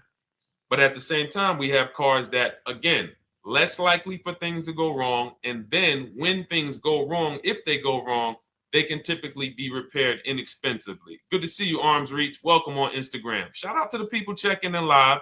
Great to see you all. So that's how you're measuring extended warranties. You don't want to get an extended warranty on a vehicle that has a low cost of repair and a low likelihood of things going wrong. You can then take your money, put a little bit to the side, have a little emergency fund, that same $3,500 that you would have put into the warranty, or $2,500, you put that to the side over the course of a year, 2 years, put $100 a month to the side, and then have that be your cushion just in case things go wrong. It's better for you to have that money in your bank account, and if things go wrong, you take it to your mechanic. You must have a local mechanic. You guys know I swear by local mechanics on cars that don't have warranties. Even if you have a Mercedes-Benz, a BMW, an Audi, something that is typically harder to work on and takes more of a specialized engineer, there are still plenty of places that have those. I mean, there's shops where they used to be Mercedes-Benz techs. Now they have their own shops. This is who you want, because their cost, their labor is going to be probably 1/3 of what a dealership is going to be. So these are the resources that, again, keep more money in our pocket while getting us the same level of service and experience. Okay, great question. Welcome, Uncle Nene. Good to see you. Uncle Nene. All right, listen. Nicole, good to see you. All right, Dolan, you can pull up the next question. Feel free to start typing your questions. And as we get more questions in, we'll try to get to all of them. You guys know we're not always able to, but we do try to get to all of them. How do I shop around for the best lease deal without affecting my credit? Well, first of all, you're talking to someone who's, just so you know, I've taught thousands of people to lease. I've gotten 7 leases. Now, when we look at what we are doing with a lease, first, we have to consider how we want the information presented to us. We are not letting dealers tell us how they're going to quote us. We are telling the dealers how to quote us. So we are going to have all our quotes. Thank you to everybody hitting the like button. I see you. I appreciate you. And shout out to the sharers. As I see people who share, I always like to give the shout outs to the people who share this broadcast with their friends and their family. And thank you to everyone who's giving gifts on TikTok and Instagram. Appreciate you all. So what we are doing when we're telling a dealership, you give us a quote with first month's payment only out of pocket, 12,000 miles per year, and put all the taxes and fees into the payment, assume tier 1. So we are presenting it now in my book and in my Shop with Deshone programs, my video checklist. I have all the templates. If you're going to do this yourself, you just need to remember how you're presenting this. You can call around to dealerships, because there's 2 ways to do this. Shopping from home. Cars from Home is about showing you guys, and I'm going to be showing you guys a ton of payments. And listen, I don't want you to feel bad, because some of you are going to see that you've left a lot of money on the table. Part of what I have to do here, and I've been doing it for 3-4 years now, is I have to tell you the bad news. For 3 years, I did a masterclass called Everything You're Doing Wrong Buying, Selling, and Leasing Cars. We put probably over 15,000 people through that masterclass. But those were people who were willing to hear the bad news They knew, Deshone, I didn't. I got to hear the bad news to get to the good news. So as I show the difference in the prices that we get and the people who listen to me get, more than, forget about me, the people who are like you, the people who are on a live, saw a video, and then took action and learned what we, and use our processes, the results they get compared to what you're getting. You're going to see, wow, they're saving $3, $5, $7, $10,000 more than me every single car. And so the Cars from Home system is about bidding. It's about turning your car purchase into a bid. You're no longer begging. You're no longer going into a dealership and begging one dealer to sell you a car, and then you go to another dealer and beg them, sell me this car, please take my money, please take my money. Meanwhile, you're not seeing the entire market and the people who would compete to get your business and gladly give you the service that you deserve by giving them a $30 to $50 to $100,000 transaction, which is what your car purchase is. So now so the big thing to understand right off the top is, now I need to learn this bidding. I need to learn to get multiple offers. So you can do this by phone. You want to do this by phone, you can call around, but you must give them that information in order for you to compare the deals the right way. Lynette, good to see you. Christina, good to see you. Melvin, good to see you checking in. Rudolph, I see you. Once you actually give them that information, 12,000 miles per year, first month's payment only, due at signing, taxes and fees in the payment, assume tier one. I want the tier one offer. Even if you think I not qualify. Now, if you got a credit score above 670, all your FICO scores, most of you will qualify for most tier one leases. So you want to see, what does this look like as I get my offers? Once you get your offers in this format, you can use the 1% rule as the gauge. The 1% rule is been around for more than 20 years. Everyone who leases and who's savvy, we understood if your lease payment is 1% of the MSRP or less, you stole the car. That includes taxes, that includes fees. You're still in the car. So example, we're looking at a $30,000 car, Hyundai Sonata or a Hyundai Elantra, $30,000 car. When we shop all our offers, if that lease payment is $300 per month, with only $300 due at signing. In other words, I show up, here's $300. Good to see you, GDTV. Thank you for checking in on YouTube. Once I give you that $300, that's my payment for the next 35 months. So that's a very, very low percentage of the car you're paying. It's a 1% rule. Now, in order to get a 1% lease, you need a great lease program, which means the bank has to be supporting the car, rebates, incentives, and then you need the biggest discount, the dealer who's going to give you the biggest discount. Now, one of those we can control. One of them we can't. Which one can't we control? And for those of you who are new here, we don't play around here. But my people who are moving, and again, I'll show you, like a lot of people, we got a lot of people who've been following us, using our processes. They're locked in. They're not casually on a live here. We're not casually here talking. They are locked in. Like, boom, okay, I hear you. They're answering, they're typing, they're not, vacuuming in the kitchen and trying to hear. You can't do. We're talking about your second most expensive purchase of your life. It's going to be, you got to lock in. You got to challenge yourself to block out the distractions while we're on this stream, because this is your money. And if you don't take your money seriously, the car salesman will take your money seriously. Oh, I like that. Praise the Lord. God is good. You don't take your money seriously, the car salesman will take your money seriously. Man. So, all right, now somebody remind me the question I asked. I got so happy about that little catchphrase that I forgot who we were. So I know we were discussing, okay, we're talking about the 1% rule. So now, one of the things we can't control is the bank. We don't know what the lease payment, what the lease program is on a car. So when we shop cars, we are going to now look at multiple offers, and here's what you're going to see. Now, I'm going to show you an example of how we know or how we expose where the dealers are concerning pricing.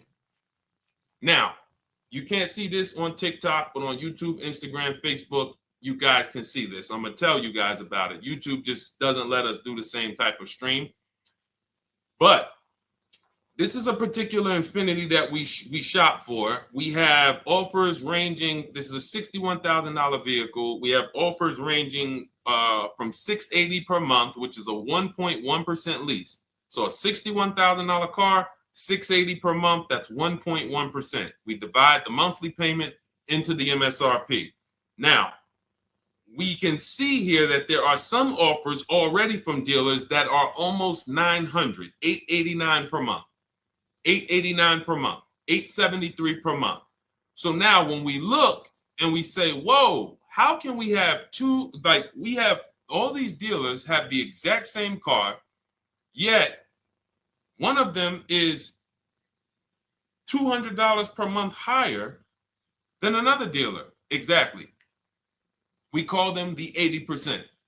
The 80%, even after back and forth, even after, hey, we'll take off some money. All right, we'll drop the payment $50 a month. Their offer is still so high. It's a horrible deal. Now, why would they offer this? And this is consistent. So I don't want y'all thinking, well, the dealers that I walk into, they're different, Deshone. They take off more money. It does not matter what you think. If you don't have the market reports, if you don't know how to get multiple offers so that you can see, we do this all around the country. We have students all around the country in Cars from Home. We have people we shop for. We have over 13,000 books sold now. Like, we have lots of data to prove this. 80% of dealers are going to be overpriced. This is another particular deal on a Toyota, a market report. And you guys can see that the out-the-door prices here, list price, $32,000. Out the door price with taxes and fees, $38,000. That means that dealer is charging all types of fees on top of their price. The $39,000 MSRP. Look at line number 3. $39,000. Out the door price is $41,000. We can see $39,000 out the door includes taxes, includes all the fees. So we can see that these out the door prices in the left, in the right column, are way higher than the MSRP, $35,798. Out the door price is $39,700. But look at the green. Look at the green. This is what we call, we found the dealer at this time who wanted to win the bid. They wanted to win the bid. They needed the car sold. This is a rotation. We don't say to them, wow, they won the bid one time, so they must win the bid all the time. No dealer can win the bid all the time, or they'll be out of business. But in this particular case, at this particular time, for this particular client, this dealer said, we're going to sell this car for that's $35,500, and out the door with taxes and all the fees, $34,994. That is a over $4,000 discount off this vehicle. When all the other dealers are, not only are they not giving you a discount, they're charging over list. And they might come and say, all right, we'll take off $500. We'll take off $1,000. We'll take off $1,500. They might start so high with you guys that you think, wow, they started up here and I talked them down. They took off $3,000 from me, but they already were $3,000 in fake fees, protection plans, and all of this padding, dealer adjustments, which is fake fees. So whenever they say, because the dealer gets a minimum of a 6% profit margin, from list to invoice, we have profit. From invoice to holdback to triple net, we have money. That's all the profit margin. On top of that, when we add a dealer adjustment, what we're saying is we're going to sell this car to someone who does not have the skills to find our competition. And they're going to come in, and if we got to take off $2,000 to make them think they won, this is what we're going to do. But what we do here, what people like Brian is going to do, look, just finalize my first ever lease using your system, 2025 Honda HRV, $30,000 vehicle, $395 a month payment. no money down. His initial quote was $434. He ended up using our calculator, which we have in our book and in our program. If we put all our offers into that calculator, it tells us what to counter. He gets that offer for $395. That's his deal. We look at somebody like Wendell. Look, thank you. It's the least I can say for your book, Cars from Home. We're still in the middle of the process. Just sold our car today, like 10 minutes ago, for 30% above value. Why? Because he got bids. Look, using the insights from your book. I've read the book multiple times and told many people about it because it's that good. It's so intuitive and insightful. We'll be moving to the next step soon, and I'll write again. So now you heard him say we're moving to the next step soon. Step 2 in my book is the equity assessment. That's when we get bids for the car we have. We get bids. You're going to go to, listen, you should never be trading your cars in. Let me ask you all a question. Do we get the most money for you name me one thing that we get the most money for that thing trading it. Name me one thing. If I had this iPhone, do I get more money trading that iPhone in for another phone, or do I get more money listing it online and selling it to whoever will pay the most? Trading or selling? Let's go. Who's locked in? Tax advantages are very small. I understand you, Ronald, but the tax advantages, we have people that are selling their cars to cash buyers for $3 to $5 grand more than what they can get on trade. A tax advantage for the difference is not, it's minimal. Exactly. Thank you, King Carter. You listed. So the money is in the bids and the competition. So going back to this person who asked the question, how do I get the best deal on a lease? It's going to be through multiple offers. That's my 2 favorite words. I would wear them on a shirt if I didn't wear unlearn, relearn. Because more than multiple offers, I need you to unlearn. Because the people who come with bad information from years, Deshone, this is not how my uncle taught me to buy cars. Deshone, this is not how I ever heard about getting cars. I was always taught just go in and just don't tell them about your trade and then ask to see the invoice and all of this stuff. That's what I was taught. Yeah, but you're not going to get the prices we're getting until you unlearn all of that bad information. Bidding is how we buy everything.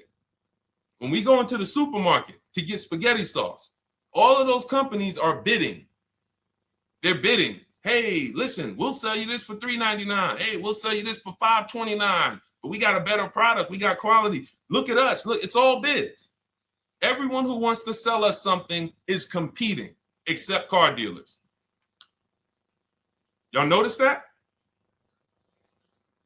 So the mindset that y'all got to have if y'all want to really win and save all of this money and get these huge discounts is I'm going to start purchasing and leasing cars like I buy other things. It's going to be a competition. And I promise you, your whole life is going to change. Your entire car buying experience will change forever. You will be sitting here just like my man Ken, graduated, $585 a month payment, no money down on his Nissan Murano Platinum, $50,000 vehicle. He's paying $585, no money down. $50,000 vehicle. How much would a $50,000 vehicle cost us on a loan if he purchased it? How much would a $50,000? Some of you know every $5,000 is how much per month. Let me see who's locked in. Who's locked in? Every $5,000 is how much per month on a loan. I see you, Daniel Thompson. Check in. Good to see you, Dane. Thank you for breaking it down with complete truth. Keeping eyes wide open to know what to exactly expect. There you go, Dane. Welcome. Glad to have you here. We do not play around when it comes to this. All I want you doing is winning with cars, in love with your deals every time you get a car. All right, nobody knows the 5,000. How much is every $5,000 on a car payment? Come on, y'all. These are principles we've been teaching. Thank you, Daniel. $100. Thank you. $100. So we always want to default to a 5-year loan. I'm going to tell you why. when you default to a 5-year loan, you're in a safe position. Now, defaulting to a 5-year loan means when I look at a $20,000 car, I'm thinking $400 per month. 5-year loan, every $5,000 is $100 per month. If worst case scenario, I'm trying to get a little bit more car, then I'll go to a 6-year loan, but that's the max. I'm not going past a 6-year loan on a car. That's like going to a 40-year mortgage on a house. They're available. It's not a good idea. So when we look at these, you say to yourself, wow, a $50,000 car, that should cost him, if he did no, remember, this is a no money down deal. We're just looking at how much money we're putting in these cars. That car would cost him about $1,000 a month if he purchased it, 5-year loan, no money down. Which is why when people purchase their cars, what do they typically do? Come up with a ton of money, 10 grand, 15 grand, 20 grand, because they're going to pay into that car to try to lower that payment, because that payment. But some of us who don't have the down payment, we're financing most or all of the car. But here's the thing. I don't want you to feel bad if you're one of those people who's like, Deshone, I really don't be having those down payments of 10 grand, 15 grand, but I want to drive something quality. Exactly, I hear you. Here's the bad part about the people who are putting 15 grand down on their cars, but they're breaking the 8-year rule. This is what we call in Cars from Home and everything I teach, the most important question is how many years are you going to keep this next car? If it's not 8, then we don't purchase those cars, because here's what happens with people who go into their bank account, slap $15,000 down in a car, and don't keep the cars 8 years. And if anybody's willing to be honest, they will confirm this right here on the stream. When they go to replace that car in 3 years or 4 years, they literally have a little bit of equity. Maybe they're just breaking even. They're not getting that 15 grand back. It's gone. It's gone. Anyone who puts 10 grand down on a car and then comes back in 3 years, 4 years, all right, I had the car 4 years, 5, listen, I'm going to switch this thing up. They still have a payment. They are barely breaking even. Meanwhile, their payment was 400 or 500, almost double what it would have been if they leased a car, got a below market lease, and they drove a car, no warranty after 3 years, they're driving an inferior product. So if it sounds like I'm here to destroy people from purchasing who are not keeping their cars long-term, that is the goal. Because as long as you are buying cars that you're not keeping 8 years and you buy them, you turn around and you replace them, you are going to continue to spend way more money than people getting below market leases like Ken and like a lot of other people I'm going to show you on the stream. Lots of other people. Look, dealer American Senior Benefits Plan. He's enrolled with us under his company name. Dealer MSRP on this car was $36,300. 2025 Kia Sport X line. MSR, boom, boom, 561. Monthly payment is $400. Use the system back and forth. Got $400 a month on a 2025 $36,000 car. Once we put our taxes and fees in that would be a $700+ payment. $700 payment. He's paying $400. And y'all wonder why people are losing cars. $300 more per month to drive the same car? It's ridiculous. Imagine somebody like you, when you learn, now you're pulling up. I'm going to tell y'all one more story, and then we'll go into some more questions, because you might not remember what I'm saying. So those of you who have the book, you got this for the rest of your life. But you will remember, hopefully, a story. I'll tell you about my neighbor. So my neighbor finds out that I'm into this car business and that I educate. And he said, hey, Deshone, I was watching some of your videos and I come across this 8-year rule that you teach. And his wife had actually had a Kia Telluride. Popular vehicles, probably been one of the most popular SUVs, that the Palisade, since 2007, 2019. Super popular vehicles. People were charging $5,000 over sticker for them during the pandemic. People were paying it. We were getting them at discounts. Now, his wife totals the truck. She has an accident, totals the truck. She's fine. Truck is totaled. He was financing it. He said, Deshone, I see this 8-year rule thing, man, and I don't keep my cars 8 years. I said, okay. He said, so I'm thinking I should, like, you're saying I should be shopping for a lease on my next one. I said, exactly. I said, make sure you get multiple offers, because if you just walk in and say, hey, work me up a lease, they'll give you the same payment you had on the purchase. And then they'll tell you something ridiculous that they want you to believe, like, hey, the lease is the same price as the purchase, so you might as well just purchase it. And people believe this stuff. Now, I said, you get multiple offers, stay at home. He calls me, he says, Deshone, I got the new version of the Telluride, new. I'm paying $479 a month.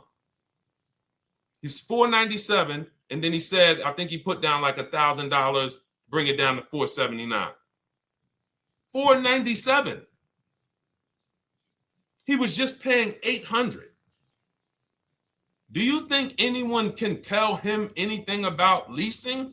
He's pulling up in the same exact truck. In fact, the newer version. He knows he wasn't going to keep the car long term anyway. He's not going to pay it off and then keep the car and have a paid off Kia Telluride for 10 years. That's not what he does. He keeps them 3 years, 5 years, 7 years, and then he replaces them. So why is he paying $800 a month for years, no warranty, when he could be driving brand new ones for $497 a month, problem free? But as I said, some people are determined to pay more. But the people who, once you get this leasing thing, if you're not keeping your cars, it will change your life. Now, again, I got a car I'm purchasing, we're keeping it. Anything you are buying, keeping 8 years, forget about leasing. It shouldn't be a thing. Who keeps their cars more than 8 years? Let us know. You're an 8+ year person, let us know. In fact, I don't even want to ask, who has a car right now that they've had more than 8 years? And then we'll answer. I want to get Kathy's question too. And then let's get some purchase questions. Let's get some used car questions. Let's get some bank financing questions. We do it all here. But one of the most misunderstood subjects is this leasing thing, and it is costing you guys thousands of dollars every year. And you're driving old cars with no warranties, paying high payments on them because somebody told you you should be purchasing cars. I'm here to tell you they owe you money. They owe you money. All right? So who has a car right now that they've had more than 8 years? Let us know. How many years have you had it? And by the way, for those of you who just joined, this is our Tuesday, May 6th live. We are live every Monday through Thursday at 12 noon Eastern time. So for those of you who are here catching us live, that's when we're live. We will rebroadcast this and replay this show throughout the rest of the day for those who could not catch it, or if you had to jump off, go back to work. You're like, oh, I got to go back to work. You can catch it on the replay throughout the day. But we are live Monday through Thursday at 12 noon. So welcome to the people who are here. EJ, driving a lot of miles does not matter. Let me break this down for you. So right now, let's go to somebody who else has a lease.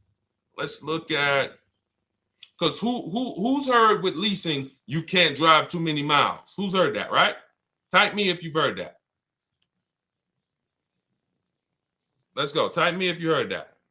Come on, where's the locked in people at? I see Kathy, I see EJ, I see DJ Ant Nice, I see XP. All right, I see Mr. Slim. Welcome to the community. I see Rhonda. All right, where are the locked in people? Instagram, where we at? Locked in. All right, dang, I see you. Jamel. All right, perfect. So, Sherry, I see you. Sherry Baker on TikTok. So you've heard, oh, you can't drive a lot of miles with a lease. Let's be clear here. You choose the mileage on your lease. It's not selected for you. In fact, the only time it is selected for you is if you don't realize you choose it. That's the only time they're going to choose your mileage for you. If you go in and you do something like, hey, work me up a lease deal, they're probably going to work you up a 10,000 mile a year lease deal. And they're probably going to say, hey, you need $3,000 down, and this is going to be your payment. And next thing you know, it's a high lease, and it's just terrible. Happens all the time. We tell people how to quote us. First payment due at signing, taxes and fees in the payment. So now let's look at a lease, and let me show you what it would look like. So this is Val Boss Lady. She's in our Shop with Deshone program. Everything that you guys know that we're talking about here, if you're like, hey, I really, really want to go deeper, I want the step-by-step, the blueprint, that's my digital book, Cars from Home, 7 Steps to Saving Time, Money, and Avoiding Dealerships. Normally $97. You get a welcome offer. It's 30 minutes because I want to see you win, and you get 75% off for 30 minutes. If you go to my TikTok bio, Instagram bio, YouTube comments, Facebook comments, click those links, and then click that one that says $24 welcome offer. 30 minutes only, reward for taking action. You have everything we teach, the low market leases, the low market purchases, used cars, bank bidding war, making banks and credit unions bid, all of that, $24. You can, somebody emailed me yesterday, said, I'm $15,000 up with what I've learned from you already. And so if you can get it for $24, you can save tons of money for the rest of your life on a $24 investment. In this case, Val's in she's more of a wants to do it with me type. Videos, checklist, she doesn't want to read. That's our Shop with Deshone, do it with me program. I coach people. And so she gets a deal on this particular car. Same information, by the way. Not better information here than the book. It's just different learning styles.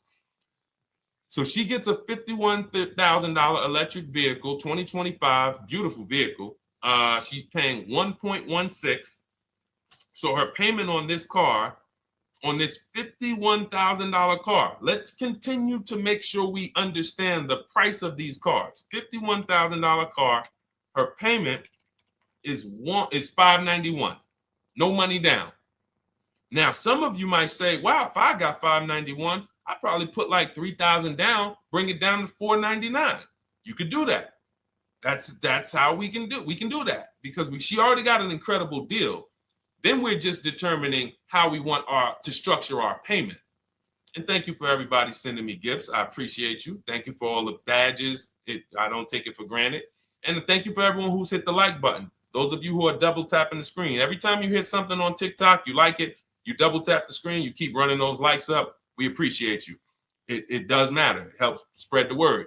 So let's say Val she's a high mileage driver like EJ. Let's say, EJ, how many miles per year do you drive? 20,000, 25,000? Let us know. I'm gonna show you why. In my book, I have 2 strategies for high mileage drivers. I'll tell it to you guys right now. How many miles a year do you drive, EJ? 25,000, 20,000? Those are both high. Let us know.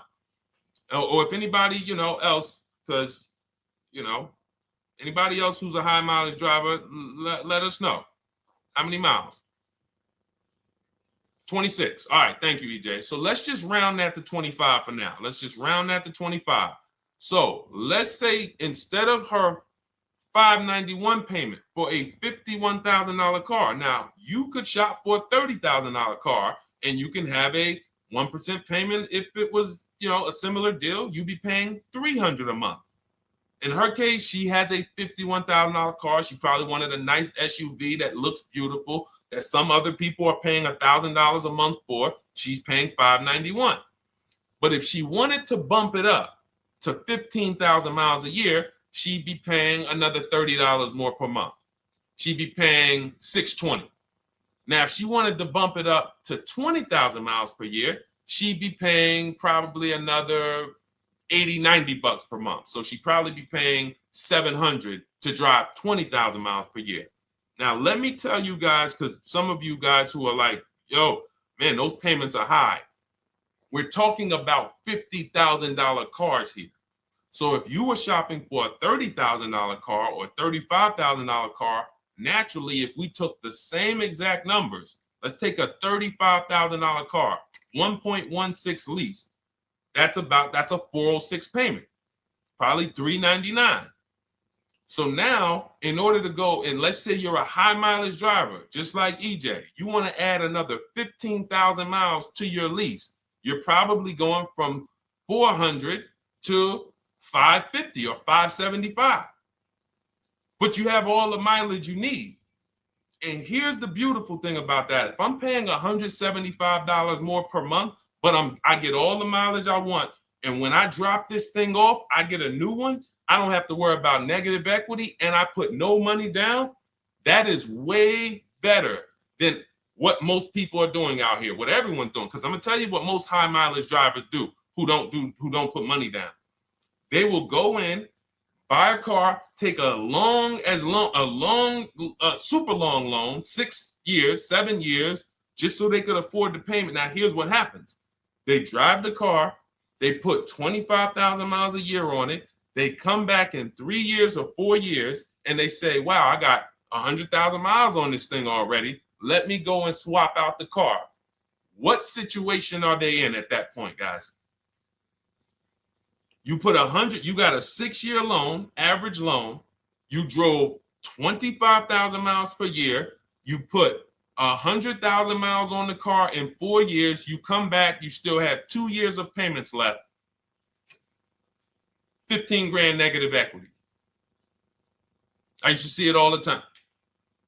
Thank you, I am rich. Locked in on Instagram. I see you. Locked in. See it all the time. Every car salesman who has dealt with a normal 25,000 mile high mileage driver that does not keep their cars sees it all the time. They come in, yo, man, what you do for a living? Man, yeah, I do DoorDash, I do Uber. Oh man, I work in sales. You know, I'm on the road a lot. You know, I'm here. You know, all right, I want to replace this thing. I got like 110,000 on it. Okay, you still got a loan on it? Yeah. All right, we already know you got negative equity.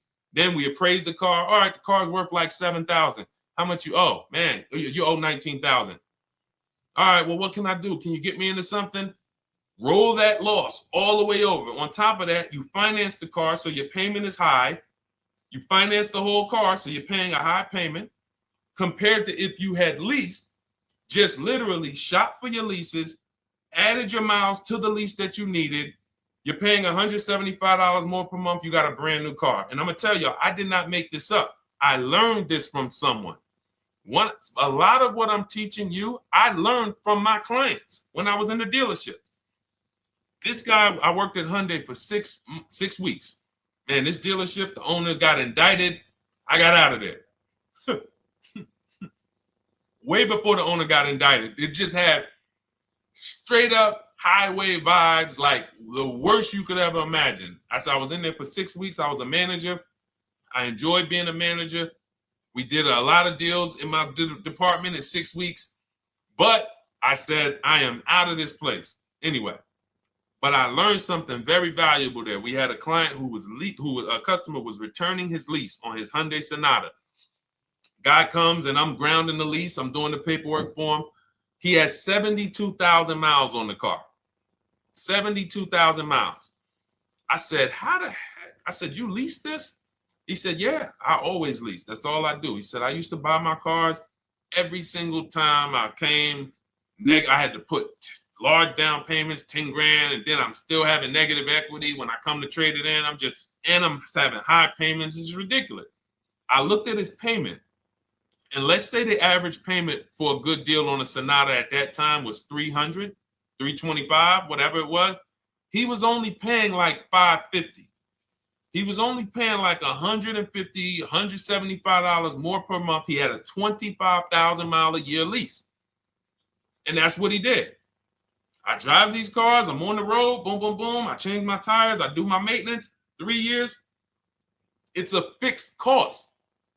There's no variable cost. I don't have any surprises. I'm not getting hit with a negative equity bill that I got to transfer, which means when I transfer my negative equity, I get less car on the next transaction. Because if I got to bring over 15 grand of negative equity, that's probably 300 a month that I'm paying for my old car when I get my new car. So if my new car was 400 a month, but my negative equity is another 300 a month,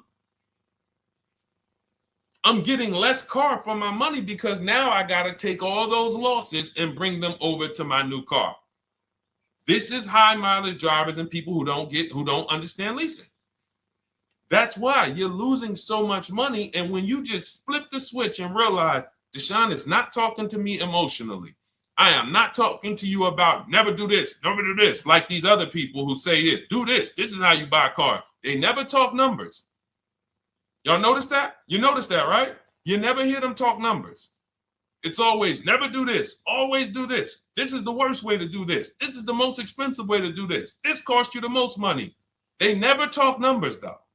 That's why everything I do is to show you the numbers. Thousands of transactions since 2006 in the car business, helping people the last 4 years all around the country. This is the numbers that they might not understand. So if you're not keeping your car 8 years, it does not matter if you drive 20,000 miles a year, 25,000. You should be looking at a high mileage lease. Or my second strategy for high mileage drivers is this, because some of you want a nice car. This is for my people who you're like, man, Deshone, I'm on the road. I got my car that I do my work in. I kind of, slep it around. I don't really want to lease something and then put, that wear on it. I got stuff. I'm throwing bags in the back, whatever it may be. There's a strategy we created called 2 cars, 1 payment. And what will happen is your first car will be a purchase. And if you have an existing car, you're going to keep that. So let's say you have a car now, you're driving a lot of miles, you're doing your 25,000 miles a year. You pay that car off. You keep that car, and then you go and you lease you something nice, regular mileage. So you might get a 12,000 mile a year lease, and then you drive 12,000 in your mileage car, 12,000 on your nice car. Because some people are like, I want a car that I could, when I need to go somewhere nice, this is what I want to drive. When I'm with my family, this is what I want to drive. But when I go to work 5 days a week, I'm going to drive my mileage car, 3 or 4 of those days, and then I'll take the lease maybe 1 of those days, and I'm splitting the mileage. You still have 1 payment. It's low. And then every couple years, you replace the mileage car or you replace the lease car, and depending on when the lease is up. But you want to keep that, and that mileage car should be something that will last. Ideally, something that you can get 200, 300,000 miles a year out of that car, because that's what that car is there for. Man, I'm hopping in this thing, man. Oh, transmission went out at 170,000 miles. Go get you a rebuilt transmission, boom, boom, drop it in there for $2 grand, get another 80,000 miles out of that car, but you still got your lease car and you're just splitting the mileage. Both of those are short-term strategies for high mileage drivers. That is not for long-term people. If you're a long-term person, I keep my cars 8+ years, forget about leasing. You should just be finding the best deal, below market purchase, keep the car, something you can keep for 8+ years. You can put 30,000 miles a year on a car 8 years in a row. If you get the right car, and in 8 years, you got 240,000 miles, and then you replace it. Forget about leasing. This is only for you guys not keeping your cars 8 years. You're getting killed on depreciation. You're paying tons of money. This is you are the people who should be leasing. Okay? So everything we're talking about this is the Cars from Home system. We teach this. I'm not freestyling this. This is in my book, digital book, Cars from Home, 7 Steps to Saving Time, Money, and Avoiding Dealerships. We have two strategies for high mileage short-term drivers, 1 strategy for high mileage long-term drivers. And so if you want your copy, you can get it for 75% off. That's our welcome offer to you. As a 30 minutes welcome. Thanks for being here. I want to reward you. If you want everything we teach in a step-by-step way, go grab your digital copy. It's in my TikTok bio. It's in my Instagram bio. Click those links. We also got a link in the YouTube comments and the Facebook comments. Grab your copy. And make sure as soon as you purchase, screenshot the thank you page. You're going to see thank you for your purchase. screenshot this page because it has my support team's email on there. And then there's a link for you to open the book right there. You can save it right to your computer or right to your phone. Okay. But and we also have a special for those of you who are like Deshone. What about that, video checklist and coaching program? That's lifetime access to my video checklist. You're like, maybe Deshone, I don't really read. I like step-by-step videos. And also, I want to be in your Facebook group. We have 1,600 people before you that are in that group. 2,300 people that are shopping with us that have a lifetime access to our video checklist. We have a $200 special for that welcome offer. And so I'm always about rewarding people for taking action with a special offer. It's limited time though. And so get in where you fit in.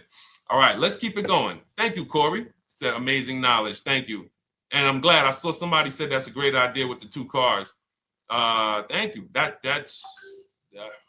It's a great idea. All right. You've convinced me to lease my next vehicle. Awesome. Awesome. Does your service shop for lease terms on the car? Absolutely. If you qualify for done for you, that means you just want to relax. That means we only shop for new cars and leases for people, new purchases and leases. And you have to have a FICO score over 670. But yes, here is a market report that we prepared for a client. Let me put on do not disturb. Here's a market report we prepared for a client. Okay, so I showed you that that's an affinity. We didn't even finish that. We had just started for this client. But this is, do I have one here? No. Do I have a lease market report here? Yeah, right here. So that's an example of what a Kia, this is a particular Kia lease where their best offer was a 1.27 offer. Now, here's how you know you found the bottom of the market. And again, whether you're using the book or whether you're calling around, again, you can call around to do this. The key is not going into dealerships. You cannot do this going in. Once you get your offers, you know you found the bottom when your best offer is between $150 to $200 less per month than your worst offer. And if you're purchasing, you should see a spread of between $3,000 and $5,000 minimum between your best offer and your worst offer. That's when you know you've shopped correctly. Because until you find the 80% dealers, you have not shopped correctly. If you're like Deshone, these prices still seem close. You have not found, you're talking to the 80%. You haven't found the 20% yet. Because the 20% is going to be that $3,000 to $5,000 less than the 80%. That is just the numbers. That's the way it works. So yes, so when some cars you're going to see that the lease program won't allow for a 1.1% lease. The best offer, like, we've shopped Hyundai Palisades for years. And I got my dad one back in November. And his best offer is like around 1.3, 1.28. That's the best I've ever seen on a Palisade. I've never seen a 1.1 on a Palisade. I've had people in our Charles. Some of you know I posted pictures of him when he got his Palisade last year. We clear out the old pictures because we got a bunch of new people with 2025. So we're not going to sit here and talk about 2024s anymore. We got Ken, we got Melissa, we got Sheree, we got a bunch of new people, just Ralph. We're not going to, but I do remember posting Charles who got his Palisade and he's like, he shopped, used the system, got his multiple offers. Best deal was 1.3. So that's where it comes in at because of the lease program. That dealer is already taken off to win the bid, probably taking off $5-6 grand. But if they don't have more rebates and more incentives and a better, then it's not going to lead to a 1% lease. So the 1% leases come from major incentives. Maybe sometimes they have too many of the vehicles. They want to move them. Lots of bank support. But what I tell you is you should be looking for between 1.25 and 1.5. That's how you should budget for a lease, between 1.25 and 1.5. That's a great deal. And if it has a really aggressive lease program, once you get your bids, you're going to see it fall under the 1.25. You see it fall into 1.1, 1.2. but we don't know what the lease program will be until after we shop for that vehicle. Okay? So yes, absolutely. It's an empowering way to shop. It's also fun because you can see, man, I'm not begging anymore. Like these people are like, please do business with me. Please do business with me. And then you start to feel bad for everybody who's still in those dealerships doing it the old way because they're talking to the 80%. There's no way they can win. They don't even know there is an 80% to realize that's who they're talking to. So when the dealer says, all right, I'll take off $4,000, they're like, wow, I won. Man, the dealer took off $4,000. But if they saw the whole market, they would understand that that dealer actually is overpriced by $7,000, $10,000. So taking off the $4,000 means nothing. It's just sad. It's a sad thing. And that's why I spend my time trying to convert you guys from negotiating one-to-one to getting multiple offers so that you can see for yourself. All right. Thank you, Julie, name Richardson. Thank you for sharing. XP got the number 2 gifted badge. Forgive me because I don't really know what that means, but I just know that's what it's saying. So I appreciate it. Thank you, Corey22. Sherry Baker, thank you so much. Number 1 gifted badge. All right, let's go to some more questions. We got some more questions. Dolan, I'm sure you got a lot of them. And what I'm going to do for the rest of the broadcast is just try to do rapid fire questions and answers. Okay. And if you guys want me to go deeper on any particular subject, then just feel free to say, hey, could you go deeper on that? How do you get a car loan with bad credit? Well, we have a resource. It's not our company. We have nothing to do with them. But we always try to stay up to speed on who's financing people with bad credit, because the goal is you don't want a dealer controlling your financing. Somebody just came up to me. He's a neighbor. He's like, aren't you in the car business? I said, well, yes and no. He's like, well, listen, I got a connected Acura. Anybody you send me, they get anybody approved, I'll give you $1,000. I said, okay, cool. Thanks for the information. For them to give me $1,000 just for sending the customer, and he's also a middleman, he's not a salesman, how much money are they making on the customers? If they're going to give me $1,000 just for sending someone with bad credit to them, how much are they making on the deal? Arms Reach, congratulations. Just got my book. You use it when, please send me your email testimonial. Well, as you use it, just as you do your equity assess, everything, email me. Congratulations. How much are they making? We can imagine, right? If they're giving me $1,000 just for bringing them the customer. So this is what happens when you let the dealership control the loan. Because why do we separate? All right, I'm gonna break something down I call the 3 pillars of great car deals. Three pillars. You can't get a great car deal without maximizing each pillar. And some of y'all that have been with us for 3 years, y'all already know the 3 pillars.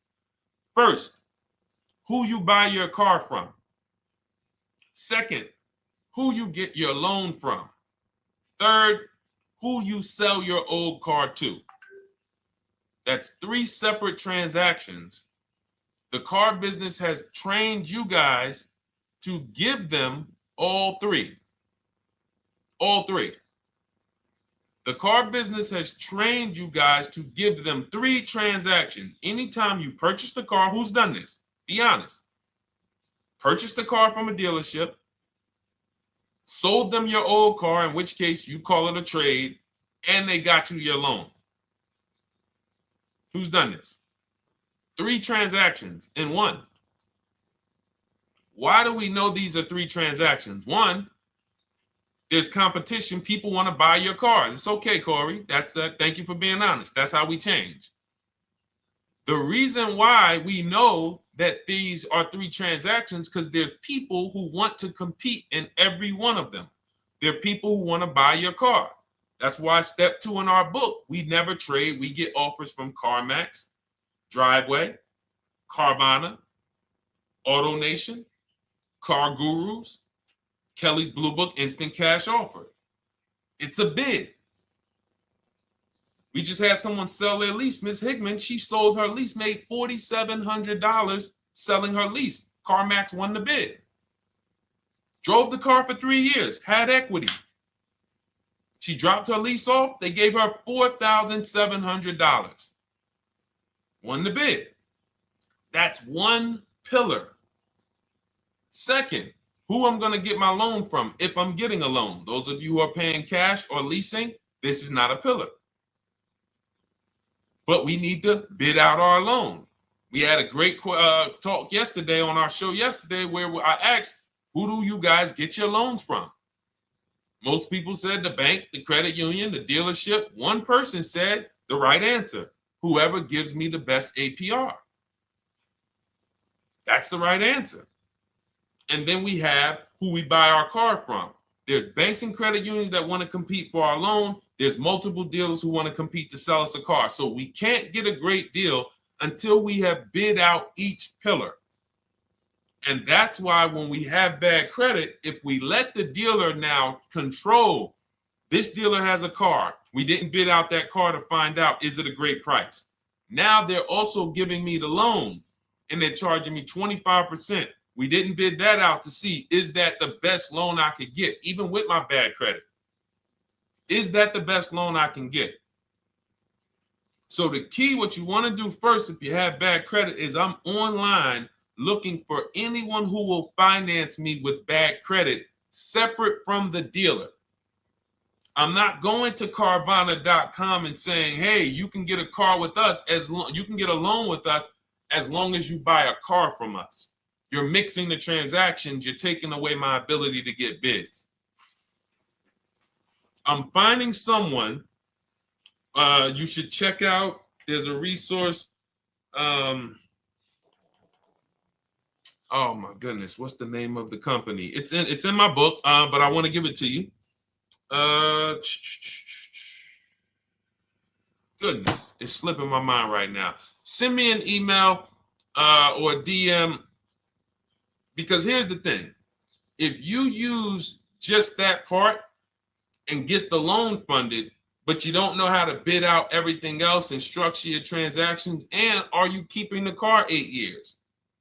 Because if you're not keeping the car 8 years and you're like, Deshone, I hear you talking about leasing. I'm not keeping my car 8 years, but my credit's not good.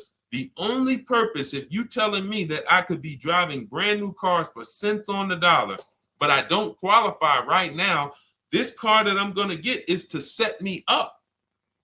So I'm not going to get a $30,000 car. I'm going to get me a $12,000 car, $10,000 car, the cheapest car I can get a loan on, so I can establish a payment history. And once I establish a 2-year payment history, yeah, I'm going to drive a car less than what I could drive. I got the money. I could afford more than this. But you're not setting yourself up for the right transaction. You should be setting yourself up and saying, all right, I'm going to sacrifice with this car, drive something that I know this is not my ideal car, but I'm going to build 2 years of payment history. So when I go and I swap into my lease in 2 years, I'm out with a brand new car. I'm paying cents on the dollar, and I won. But it was a plan. It was a long-term plan. This is the second most expensive purchase of your life. You can win every single time, or you can lose and set yourself and your family back 5 to 10 grand each car or more. Every time you get a car, it's 5 to 10 grand more you're coming out of your family's bank account than what could have. Then you got the car breaking down. Now you got tow trucks, all because you don't have an actual plan you're rolling out. And that's what I see a lot of people do with bad credit. Oh man, I got bad credit. I'm just going to go and get me something. I could afford $600 a month. And they go and buy the most expensive car. But because 25% interest is on the loan, they're not getting the most car for their money. Now, 3 years down the road, they're going to pay the high payment, still have negative equity because their interest is so high. And then they go and swap and do it again. And because the payment's so high and the car is older, because they want something fancy, but they really can't get that because, again, the interest is high. That's eating into their budget. Now they're going 3 years down the road. They missed 3 payments. They were late 3 times, so they're no closer to leasing. Credit's still bad. This is disaster. So if you're a long-term person, I break it down for you guys into two groups of people: long-term, short-term. Long-term high mileage driver, short-term high mileage driver, different plan. Long-term bad credit person, short-term bad credit person, different plan. If I'm a long-term person with bad credit, here's what I'm doing: finding the absolute best car I could find, getting bids, either new cars or used cars. We got the strategies for both. You can use the marketplaces, cars.com, Car Auto Trader. We got a whole strategy for how we find used cars, but you find that car, you pay your loan of 20%, 19%, 18%, if that's the best you can get. Because here's what you're going to do. In 2 years, you're not swapping into a lease. In 2 years, you've established a payment history, you fixed your credit, and now what are we going to do? You got a quality car. You're not thinking about trading it. You're not thinking about replacing it. You're like, man, this is my car. It's a great car. I'm just paying daggone 20% interest. What do I do now after 2 years? Now that my credit is good because I got a quality car, dependable car, I'm focused on fixing my credit over 2 years. What am I going to do after 2 years? Anybody?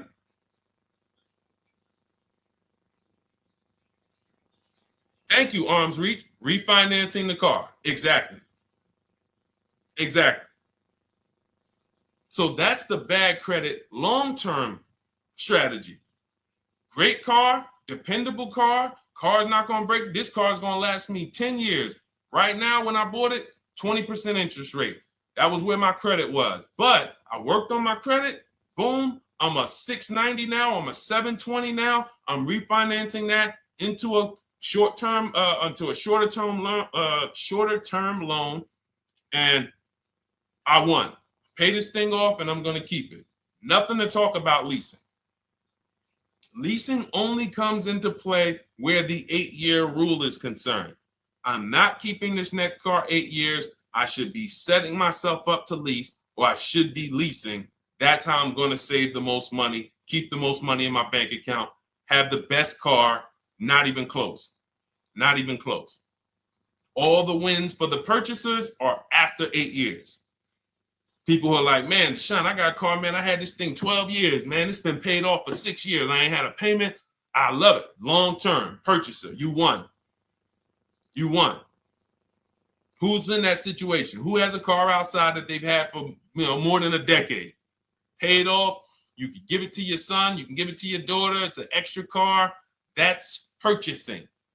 That's the wins. That's what we call the reward stage of purchasing. But you got to get there. All right. All right, let's go. A lot more questions. We got probably another 20 minutes we'll stay on, so let's keep it moving.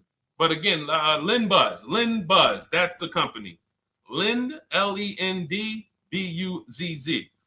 They started, I started seeing them about 18 months, 2 years ago, and they were loaning to people with, international students, people who didn't have credit.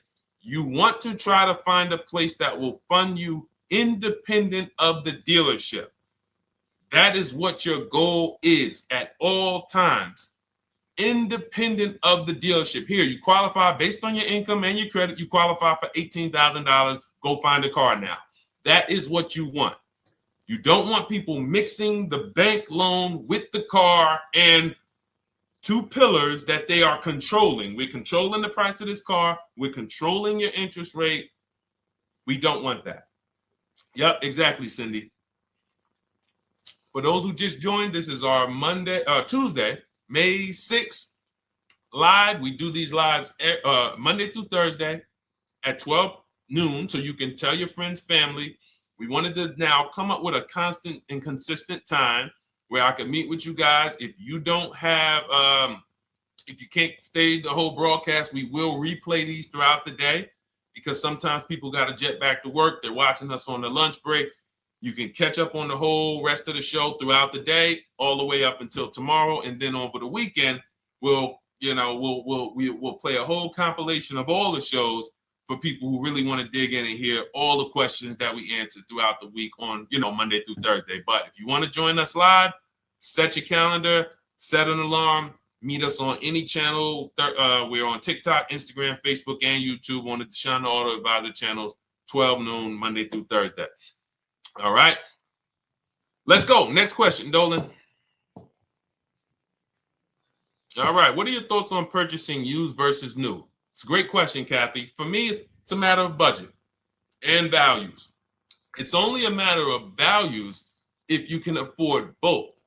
So if you can get everything you want in a new car for your budget, everything you want, everything that you need, and you can afford it in a new car, you have the option to choose both. So it becomes a matter of values. In my book, I teach, are you a person who's like, I want to reward myself. I only get a new car every decade. I'm going to keep this thing 10 years. I want the latest and greatest. Therefore, I'm going to shop and get the best offer, get me a below market purchase. Because y'all notice I always put in a caveat of a below market purchase, below market lease. That's all we're talking about here with Cars from Home. That's all we're talking about. You need to, every purchase you make or lease you get, you want it to be a below market lease or purchase. So now, if I could afford both, is it I'm going to reward myself with a new vehicle, or do I have these other values where I actually want to knock 20 to 30 to 40% off the price to get even more for my money? So that's really up to you if you can afford both. There's no right or wrong there. It's a matter of, like I said, the values. Now, some of you once you look at your budget, I have a tool in my book and in our video checklist, the coaching program called the Perfect Budget Calculator. We invented this. So it's not on Google. You'll hear a lot of the stuff, almost nothing we teach. You're like, if you ever go to look for it, the 8-year rule. No one talks about it. We created it. This is our intellectual property that we created to teach you guys to create these boundaries, the rule of 72 and the 10th birthday, 1.5% rule for overpaying for leases. These are all things that are absolutely proprietary to Cars from Home. But one of them is this Perfect Budget Calculator. Sometimes when we're factoring budgets with most calculators, they don't include fees that we know dealers have. And I'm talking about legitimate fees, tax, documentation fee, motor vehicles. So we're putting our budgets together, but we always get caught out there. Who's had that happen? You got it all figured out. You get to the dealership, you bought the car, and they're like, well, what are you going to do with the fees? Because you got $3,000 in taxes and fees. And you're like, whoa, where'd that come from? Sometimes they're lying and sometimes it's legit. But none of these calculators factor in the fees and everything like that. So we created this Perfect Budget Calculator that does. But here's the thing. Once you find out what your budget is, even if you're budgeting with a normal calculator, just add a couple thousand to account for the taxes and the fees. But you might see, I can't get everything I want in a new car for this budget. Everything I need, I can't get for this $24,000, in which case I need to go and look for a pre-owned one. So that's why I said, in reference to your question, Kathy, what are my thoughts on purchasing used versus new? It's a matter of values and budget. Budget first, because budget will determine if you can afford both and get what you want. But if you can afford both and get what you want, then it's a matter of values. Okay? So again, everything we're going over is in my new digital book. It's called Cars from Home, 7 Steps to Saving Time, Money, and Avoiding Dealerships. It's 5-star rated. Thank you to everybody who has taken the time to rate it and review it on Goodreads.com. It means a lot. And we can't continue to get this information out without you guys. So we appreciate you. And you can get your copy instead of $97, you can get your copy for $24 as part of our welcome offer. So that's 75% off. If you go to my link in my TikTok bio, Instagram bio, the YouTube comments, and the Facebook comments, we have a link there for you guys. And you can grab it. It's a digital book, so you don't even have to wait. It'll be in your inbox by the time you jump off the stream. But make sure when you get it, you screenshot that thank you page, because it has my support team's email. Sometimes you may be rushing, you're trying to get back to the stream and you type your email in wrong. Also, as soon as you purchase, the link to open the book is right there. So it'll say open the book below. You can save it to your computer. but I would rather you get it for $24 than $97. Although we've sold a lot at $97 because people feel it's worth every dime. You're going to save thousands and thousands of dollars for the rest of your life using what's in the book. Your first transaction, you probably save $4,000 to $6,000 to $8,000 depending on the car. So $97 is great, but $24 is even better. All right. And for those of you who have a different learning style, you'll see in there, shop with Deshone. You're more of a do it with you person. Do it with me, Deshone. Okay. We have lifetime access to shop with Deshone, and I coach you personally for 6 months. So we jump on Zoom calls twice a month. And some of you who may qualify for done for you, just do it for me. If you qualify for that, we have a welcome special for that too of $300 off. So get in where you fit. And those of you who are new or you're like, Deshone, I like what you're talking about, but I still don't trust you. You can start with our free cheat sheets. So just start somewhere so that you can start to reinvent how you're car shopping. Magley, how are you? Oh man, of course I remember you. Following for years. You actually were following me from the time God blew me up on TikTok. That was 2021. So I absolutely remember you and I appreciate you. And yes, it's so good to see you. Absolutely. Absolutely good to see you. All right, Dolan, we got a couple more questions. We got time for a couple more. Let's try to go as fast as possible. The discount for the book is not working. It says time ran out. It's 30 minutes. I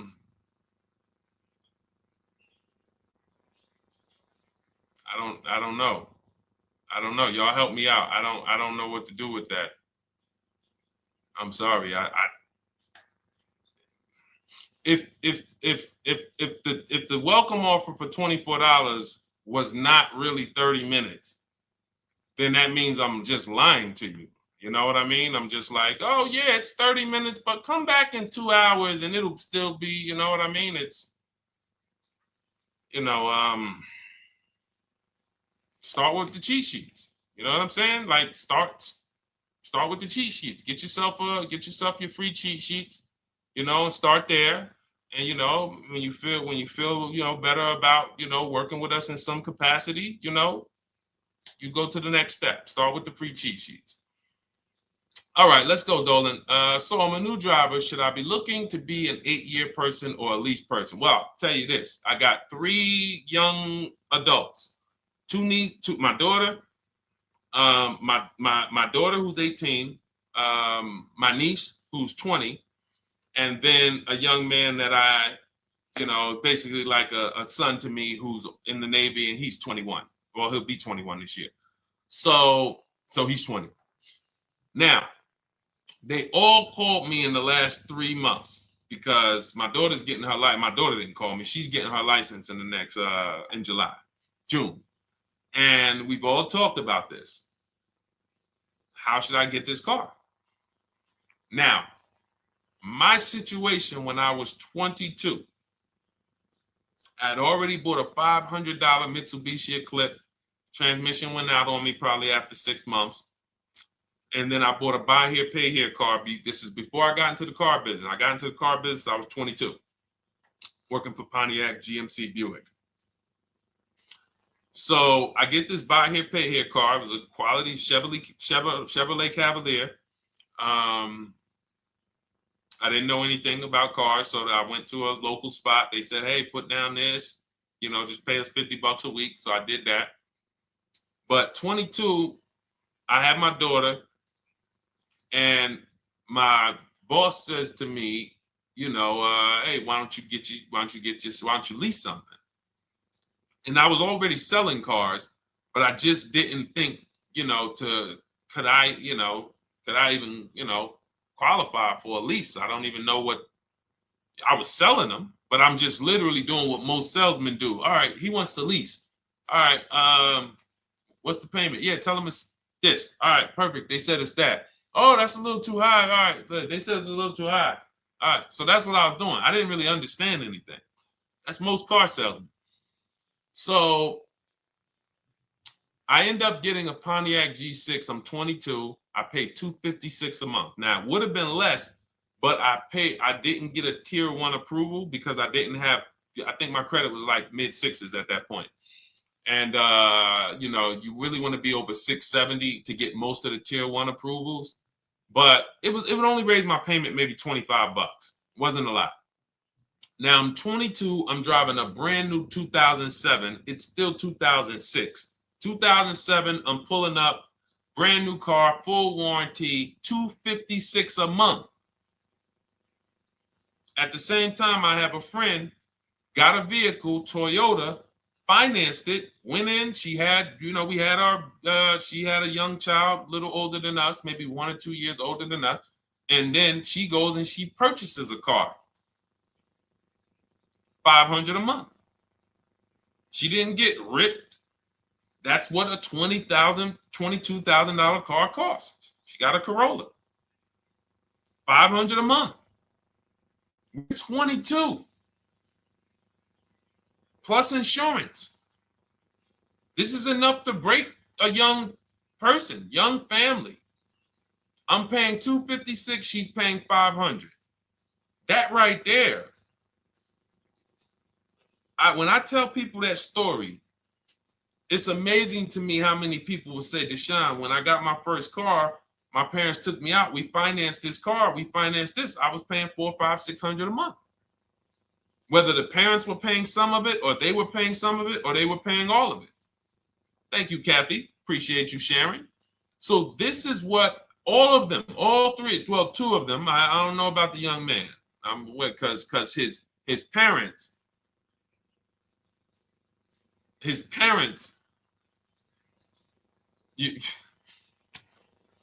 I'm not going to override your parents. And if your parents tell you that they think you should buy a used car or buy a good, then okay. But I'm just telling you, when you see my daughter and you see my niece pull up in brand new cars and they have low payments and they don't have to worry about getting stranded on the road, hey, call the tow truck. Do we still have a warranty on this thing? So I would be telling, again, 8-year rule. Because if I've had young people in their early 20s who are like, I'm not even into cars. Like, I'm going to buy this and I'm going to keep this car. Like, I'll keep it 8, 10 years. I don't. And I've had some people who they know when they get a better job, when they move to this, they're going to start a family. They're probably not going to keep the car 8 years. So it still goes back to the 8-year rule. Always. Always. Most young people, most people should be leasing their cars. That's how I did very well throughout my 20s. Praise the Lord, because I did not have high car payments. I didn't have cars breaking down on me where I had to be like, oh man, couldn't get to work today.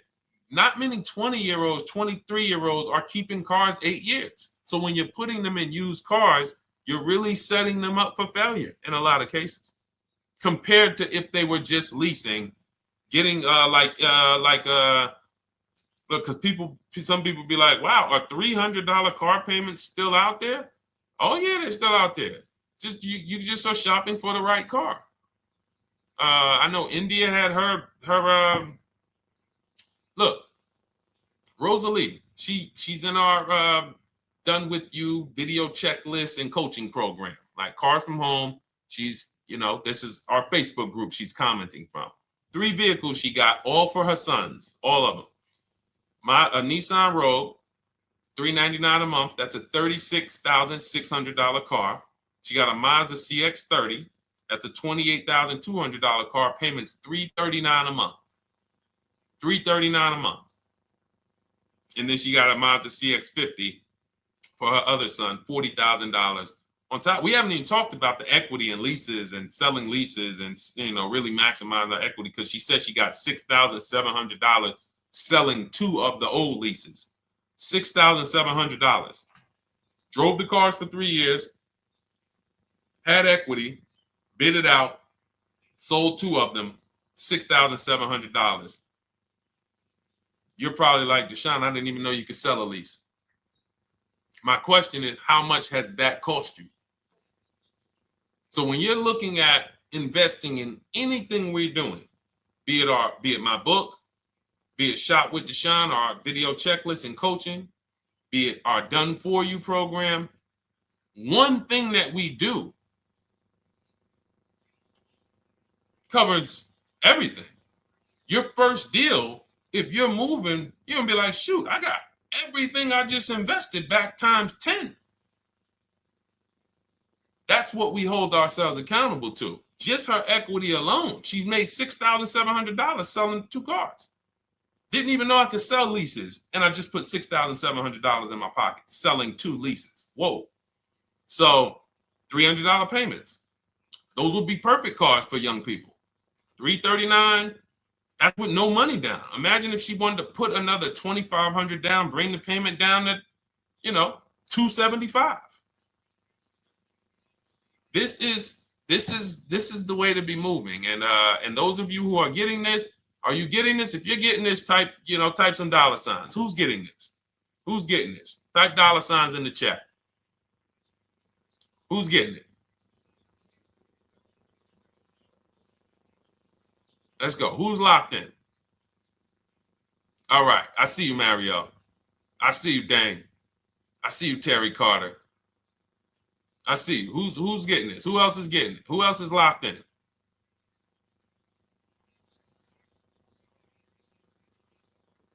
A lot of y'all on here. Listen. I see you, DJ and Nice. I see you, Arms Reach. And I can tell the people that's locked in because they be like, all right, Deshone, you said you're here for 90 minutes. I know we got about 3 minutes left. I mean, I'm hanging for this whole thing. I don't want to miss anything. Shout out to the people that are locked in. All right. Go ahead, Dolan. Should the out-the-door price include your trade? First of all, that's a curse word. All right, we're going to go back to that because I got out of saying that for a while. We do not trade cars. So you probably just popped in maybe about 30 minutes ago on the stream. We were talking about the 3 pillars of great car deals: who you buy your car from, who you sell your car to, who you get your loan from. You in order to get a great deal, a below market deal, you must get a great deal from each one, which means you bid out each one. I bid out, got multiple offers for who I was going to buy my car from. I got multiple offers for who I was going to get my loan from. I got multiple offers for who I was going to sell my car to. I bid out everything, therefore I got my great deal. If you bid out this, but you don't bid out this, and somebody you get an interest rate of 7.1 when you could have got an interest rate of 5.2, you lost $2,000. Depending on the cost of your loan, how much you're financing, you lost $2,000. Yeah, you did a bid on who you bought the car from, or you didn't bid out your trade, therefore you didn't find the highest bidder. You traded your car for 14. Another bidder would have paid you 18. You lost $4,000. So you got to bid out everything. That's why we do not trade. The only people that have to trade are people with a lot of negative equity who can't pay off the difference. And that's why I am the reason for negative equity is not understanding leasing. You buy your cars, take out loans, switch the car. Negative equity. It's literally the reason for negative equity is I should have leased, but I didn't. Now I have negative equity because I'm replacing this car with a loan still on it. So out the door price will not include your other car. And if I was trading a car, then yes, the out the door price would include the trade. But because we do not trade cars, our out the door prices don't include the trade. Let me show you an example of what our out the door prices look like. So these are some spreadsheets for our Done For You program where we shop for clients.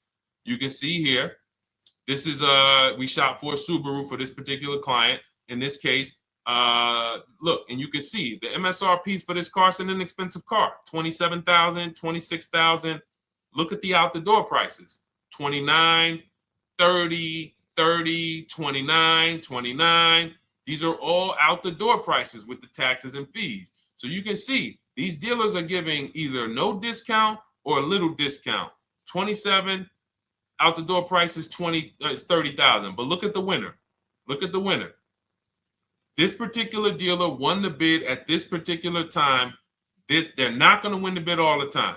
In this particular case, they needed the unit. $27,900 is the MSRP. Out the door price is $27,463.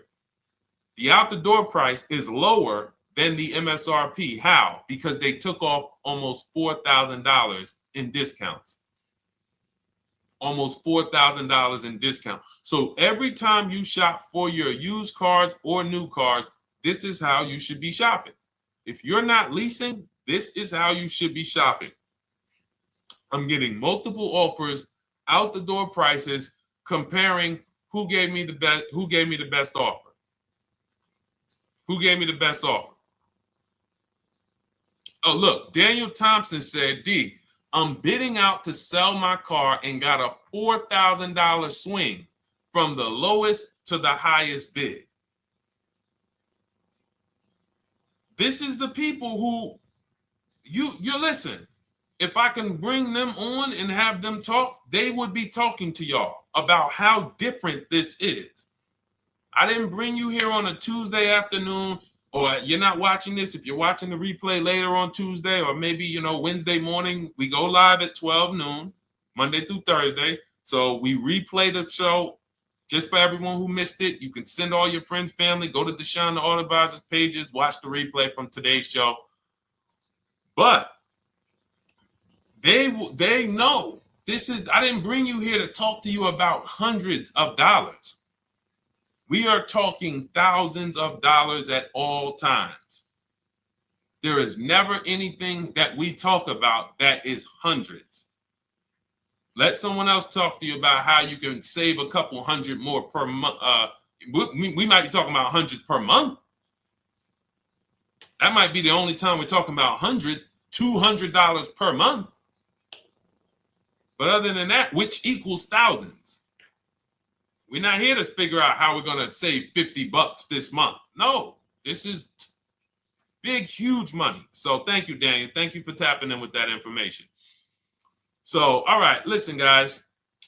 Everything we teach is in a step-by-step format, because when it's not step-by-step, you'll get overwhelmed. When it's step-by-step, you can challenge yourself to stay right on this step, check it off, move to the next step. Check it off, move to the next step. Step 7 in our Cars from Home process is delivery. Step 6 is paperwork. Step 1 is the most important question, which is the 8-year rule. It's literally called the most important question. 8-year rule. How many years are you keeping the next car? Step 2 is the equity assessment. That's why you heard Wendell in his book testimonial. He said, I just completed the equity assessment and we got 30% more than the book value. Bidding it out. He said, I'm about to move to the next step. So everything we teach is step. Step 3 is deal structure, where we budget and we see, all right, how much car can we afford? What does a good deal look like? Step 4, we go shopping, which is choosing what we want.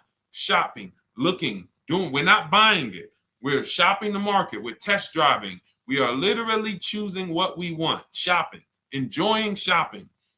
Step 5 is multiple offers. That's when we're in talking to dealers online, getting offers, getting bids. Step 6 is paperwork and protection, to make sure that the offer we got is legit. We tied it up. Paperwork is right. We go over extended warranties, tire and wheel, maintenance plans. Do we need them? Key protection. Do we need any of this stuff? And step 7 is delivery. It is a step-by-step path. That is how people win. They're not coming into some college to learn how to be a car salesman or to learn everything I know. No, it's a path. So if you want the blueprint in book form, that's my digital book, Cars from Home, 7 Steps of Saving Time, Money, and Avoiding Dealerships. Normally $97, part of our 30-minute welcome offer. You can get yours for $24 in my TikTok bio, Instagram bio, the YouTube comments, and the Facebook comments. Click those links and then click the special $24 welcome offer. It's good for 30 minutes.